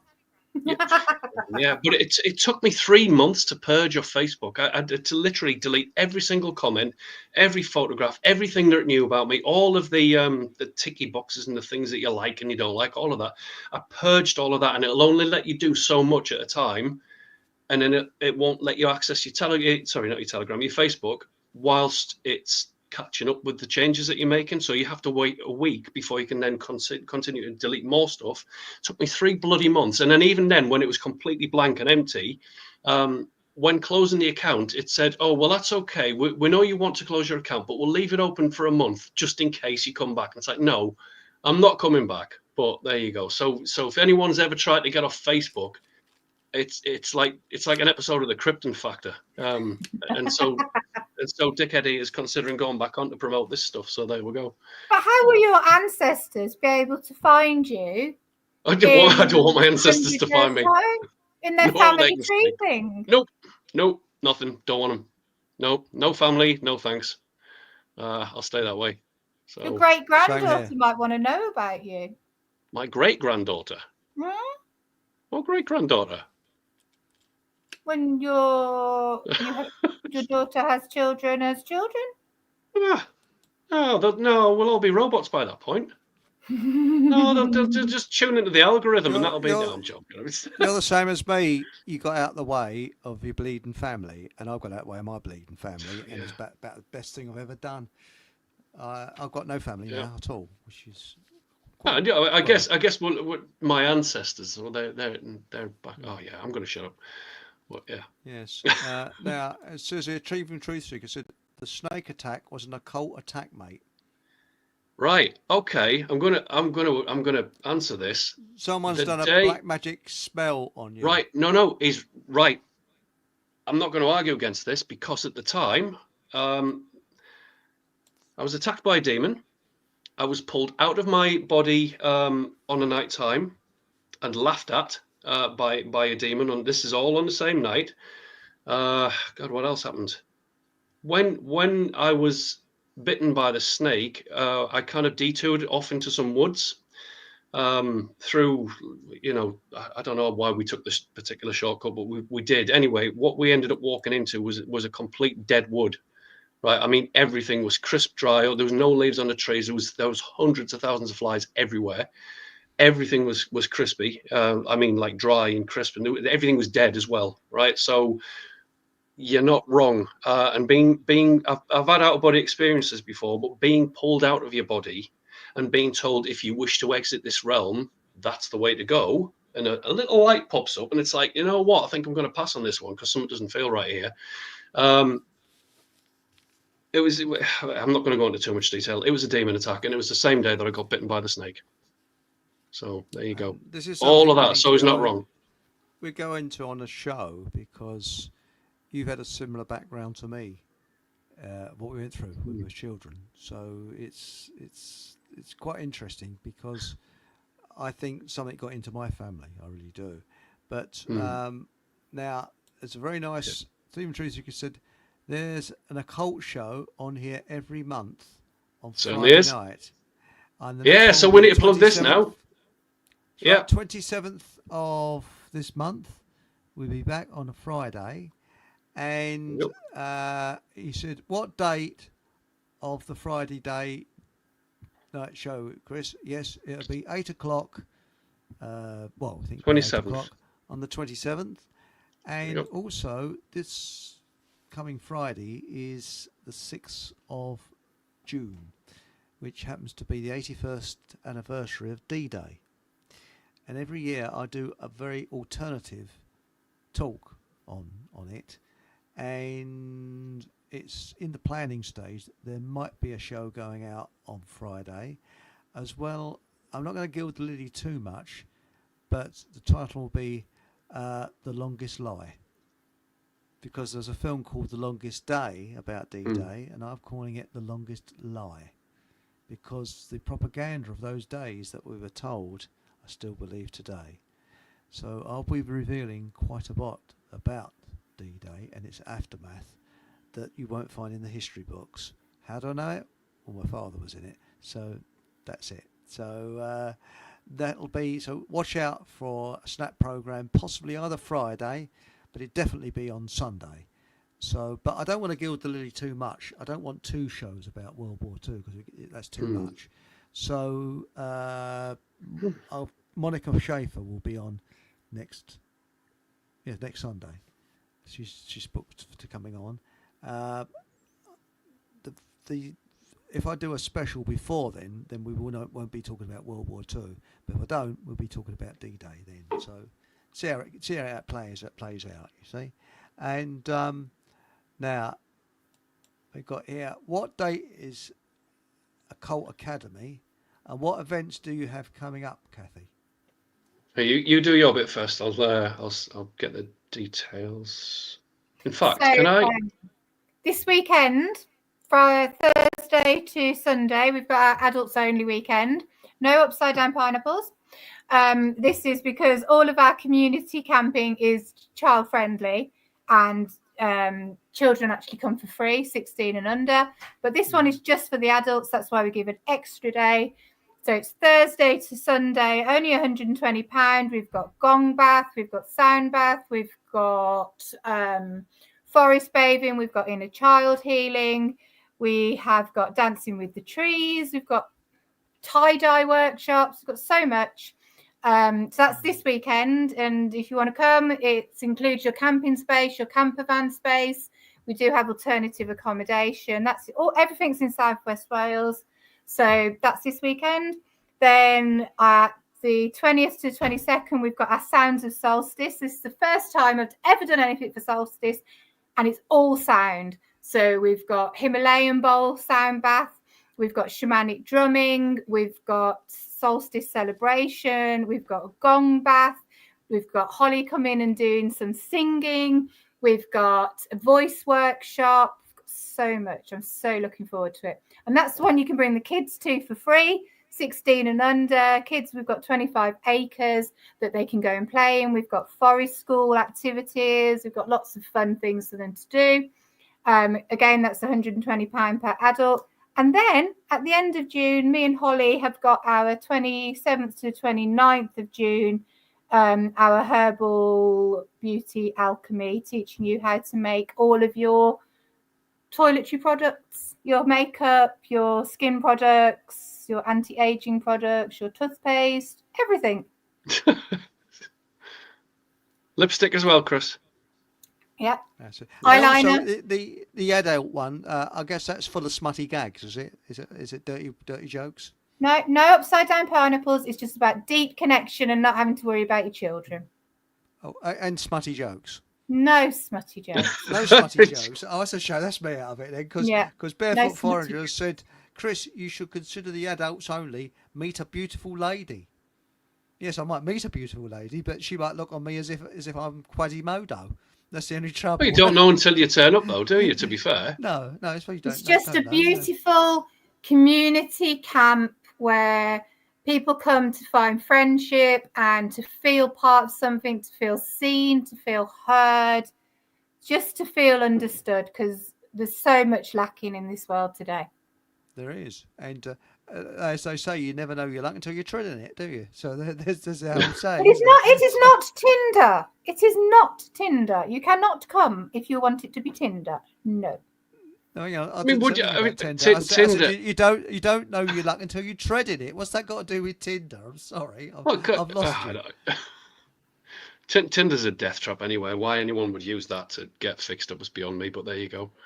Well, no, some people don't use it to actually meet someone, do they? They just use it, and that's not what my camps are about. You know, people come who are emotionally vulnerable, so I have a strict non about that, because if you meet somebody and you cannot hold that connection until you meet again, I'm not about one night stands. That's the people are emotionally vulnerable, and I'm there to take care of my people. All I said. I like that, by the way. You don't know your luck until you've trodden in it. And I don't know what that's got to do with Tinder and one night stands. Can you tell me? Sorry. What's your about luck for? Oh. Chris, you might meet a lady who likes smutty cakes like you, Mark Anthony. Yeah. So it's very broad-minded. We tried. Hang on, we tried there though, Kathy. I think we give that a good shot. But yes. Let's move on. I think ladies that want to meet a loony. You know what I mean? That's the thing. So you do want to go on Tinder, right? Got you. The thing is that these camps have emotionally vulnerable people of both men and women, and I am incredibly passionate about providing a safe environment for everybody. So it's something I actually put on our paperwork, that this isn't for that. If that's what you want, go somewhere else. But if you want to find people who become your community, your tribe, and you want to have healing experiences and feel part of something, then this is what it's for. Who said anything about dating though? It was on Sean. Well, Holly was on about finding a lovely lady, and it kind of Yes. I haven't said a word. All I've said is, you don't know your luck until you've trodden in it, and that's all I said. And it sort of sparks itself from there. So I don't quite know, Sort of, we're just thinking about you, Chris. Is where we're going with that. That's very kind. You know. There we go. Yes. But can I just before you switch off there, can I stick the present mode on again just to give my event a plug? Sorry, I'm going to take over your channel a sec. Far away, and should I put this? Add this to the. Yeah, let's stick that on. And what we got? I don't know whether we can make that bigger. Can everyone see that all right? Hang on, I'll try and make you smaller. Hang on a moment. I'll just. How prepared are you, Nathan? That is impressive. It's previous uploads. How about that? What about that? Hang on. Shall I remove the banner? Yeah, just temporarily so that people can see it, and if they want to scan the ticket thing. There you go. Right, so Occult Academy, this is the first one we've put together. Saturday the 14th and Sunday the 15th of June 2025, being held in Gosforth. If you would like to meet myself or Steve James, i.e. Six Blade, we are both putting this together. Hopefully it's going to catch on and we can do it around the country on request. It's 2 full days. The poster tells it, says it all. So if you want the details, if you just have a look at the, screen grab it or whatever. If you want to book a ticket, scan the QR code thingy and we'll take it from there. So there you go. For anyone who's interested, get yourself along and, learn some new stuff. Where's Gosforth? Gosforth, it's the posh bit of Newcastle. It's the posh Geordie centre. Okay, so I'm really rubbish at geography. So where's Newcastle by? Right. So north of England. It's up. Yeah, I'm on the right bit. Northeast. So like on the northeast. Yeah. Norwich. It's where? Isn't Norwich northeast? No, that's just east. That Norwich is east. Okay. So Newcastle's like really up far north. I think there's only 2 more main towns, if you want to call, town cities that's north of that really, which you've got sort of like Alnwick and Bamborough kind of thing. Oh, okay. So then you're nearly in Scotland. Yeah, pretty much. I mean, it's cold up here, so we could claim Scottish weather. So, but it's not as horrendous as Cumbria apparently. So, just speaking from experience. Oh yeah, the weather in Cumbria the last week was horrendous. It makes the northeast look like a paradise. Oh, right. But there you go. So if anyone, are you coming in August, Nathan? To the which one? The community camping and healing to ours. Yeah. How wicked! Oh, I look forward to that. There you go. Well, we need to promote it more. You need a poster so we can stick it on here and look all posh and stuff. So I'll come to that. Cool. Oh, that's right, isn't it? I love our August gathering. It's just like a little it's like a holiday camp. I love them. Morning campers. Yeah. Happy campers. I've just realised your name, Eric von Duflop. Duflop. You changed it. I've just noticed that. Yeah. Please tell me that hasn't been like that all the time, and I've just I change it all the week. Every week I change it. I have a different one every week. I couldn't think of anything today, so I thought, Eric von Duflop, that'd do, isn't it? So there we go.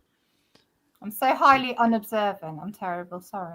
I've just noticed it myself. I've got no defence here. Now it says here, Chris, you should have a 3-hour show. Yes, this is a 3-hour show tonight. I mean, practically is at the minute. Now, hey, folks, this is prime time viewing. You get the best guests and best, this is good stuff, dude. It says here, Heritage Skepful says, birds love Quasimodo. I've done all right. Well, look at Marilyn Monroe. Marilyn Monroe married the most ugliest looking geezer you'd ever wish to find. It's gorgeous Marilyn Monroe. No comment. By the way, that's a bee on the front. That's not a fly because I hate flies. That's a bee. I hope it's a bee. And also, you've got me questioned now. You won't be upsetting Christians because it says occult. Don't let that put you off, because occult can mean several things, and it's hidden knowledge, isn't it? Occult. Well, it's right. So the easiest way to get this right, it just means something that's been hidden from view. That's it. It's something that has been hidden, deliberately. So hidden. Christians can come along. Yeah, of course they can. Hare Krishnas. Who's barred? Jehovah's Witnesses, if you want. No, they're MPs. welcome. MPs. Hippies? No, MPs? hippies or MPs. No, MPs. MPs are banned.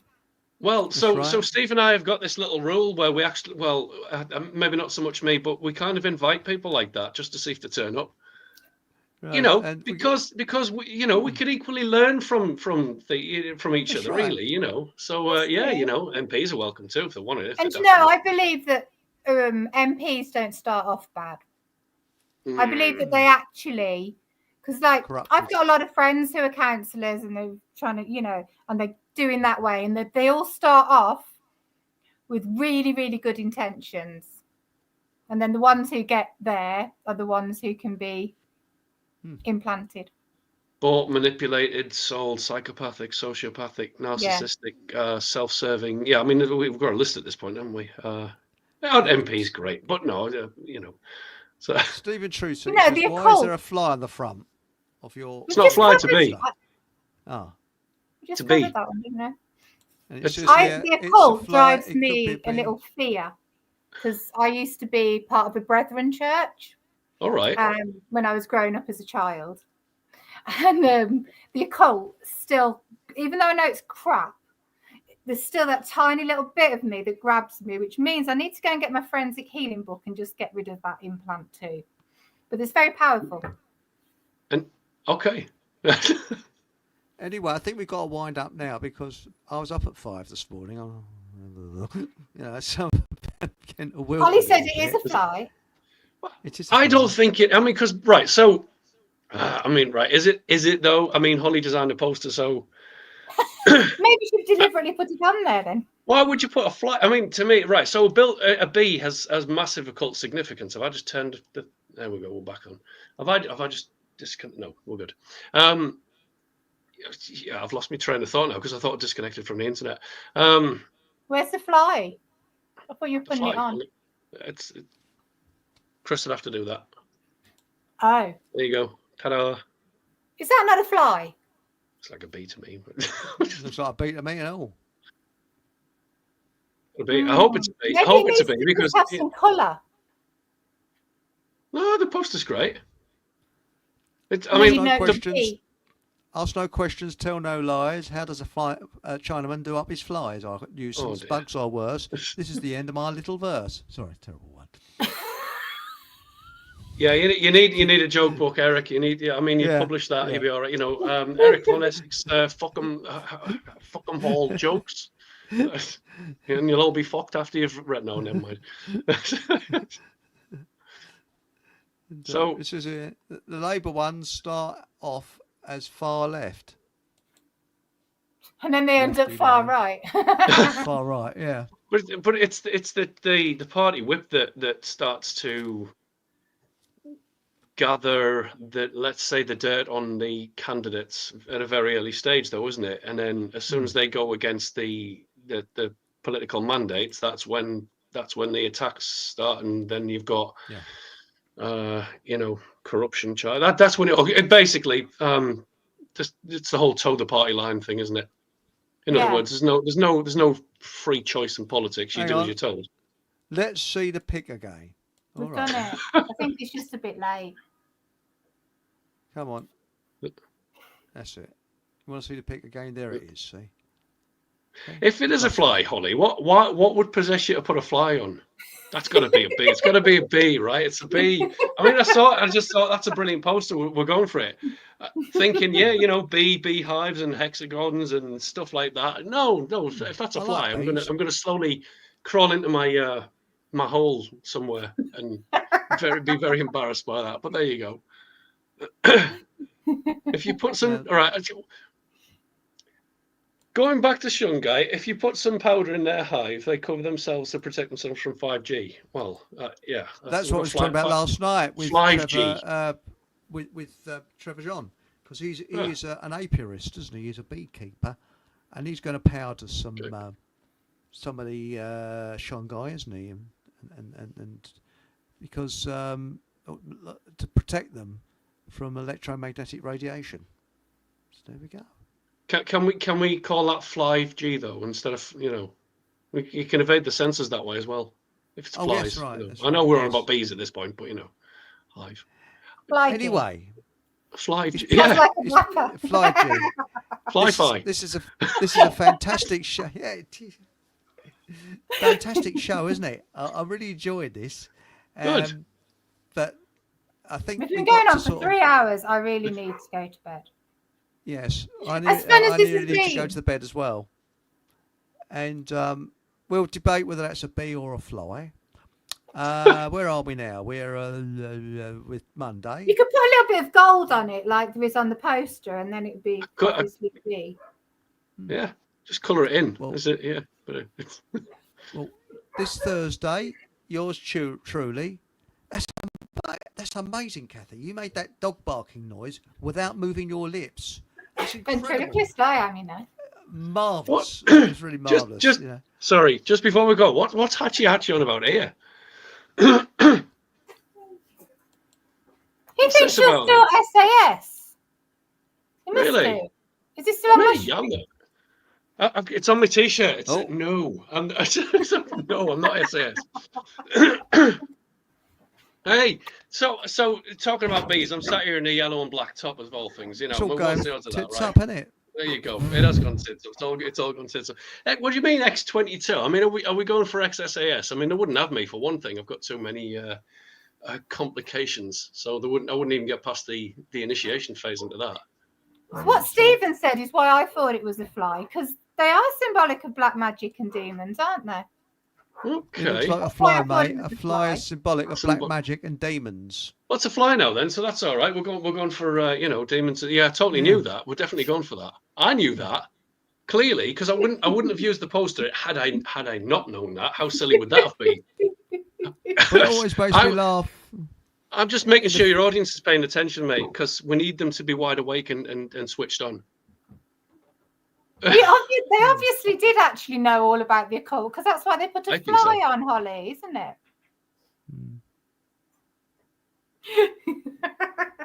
I mean, the imagery. I mean, to be fair, I mean the poster that I was going to use, it was. I've done better posters, and it was terrible. So this is superior. So even with a massive black magic fly in the middle. Fantastic poster. It is a fantastic poster. Mine wasn't though. The one that I did, it was terrible. So Did yours have a bee on it? No, it was a fly. No, it wasn't. There's no flies on you, is there? Well, I've got snake bite. There we go. Chris, you look knackered, mate. I feel knackered actually. It's been a great show. I really enjoyed it. It's absolutely fantastic. It's been great fun. Thanks for coming on. Anything you want to say to people in chat, before we go? Coming up this Thursday, I will probably be on the Paul English show on Thursdays, Paul English Live. And on Sunday, Monica Schaefer's coming on. And on the Monday, we've got the great flat or round. I'm going to call it It's a Square World. I know. Call it the Great Flat or Round Debate. That's an idea. Yeah, Great Flat or Round Debate. Yeah. Yes. But not a mass debate, because that involves more people. We're only sticking to four. That's right. We're only sticking to 4 people. Curves on it. Oh, what did it go about? Oh. Yeah, my bad. Yes. You started him off now. Yes. Anyway, thank you very much for coming on the show tonight. Thank you, everybody in chat. Anything you want to say to anybody before we go? Thank you, everyone, for joining us. What Kathy said. With us. I think I need my bed tonight because my brain's just like, it's a fly. Yeah, I'm getting really tired now. And I say every week, whatever happens, have a bloody good laugh and good night. Thank you very much for watching the show. And if you could kindly put the thumbs up, I'd be really grateful. And if you haven't already subscribed, please do. It doesn't cost you anything, and it really helps a lot. And of course, if you're feeling a little bit generous, you could always buy me a coffee. Details are down in the description box. And also, why not pop in to see my Telegram channel, which again is down in the description box, which you can link onto, and Facebook as well. And thank you very much, and either good night, good morning, or good afternoon, wherever you are in the world.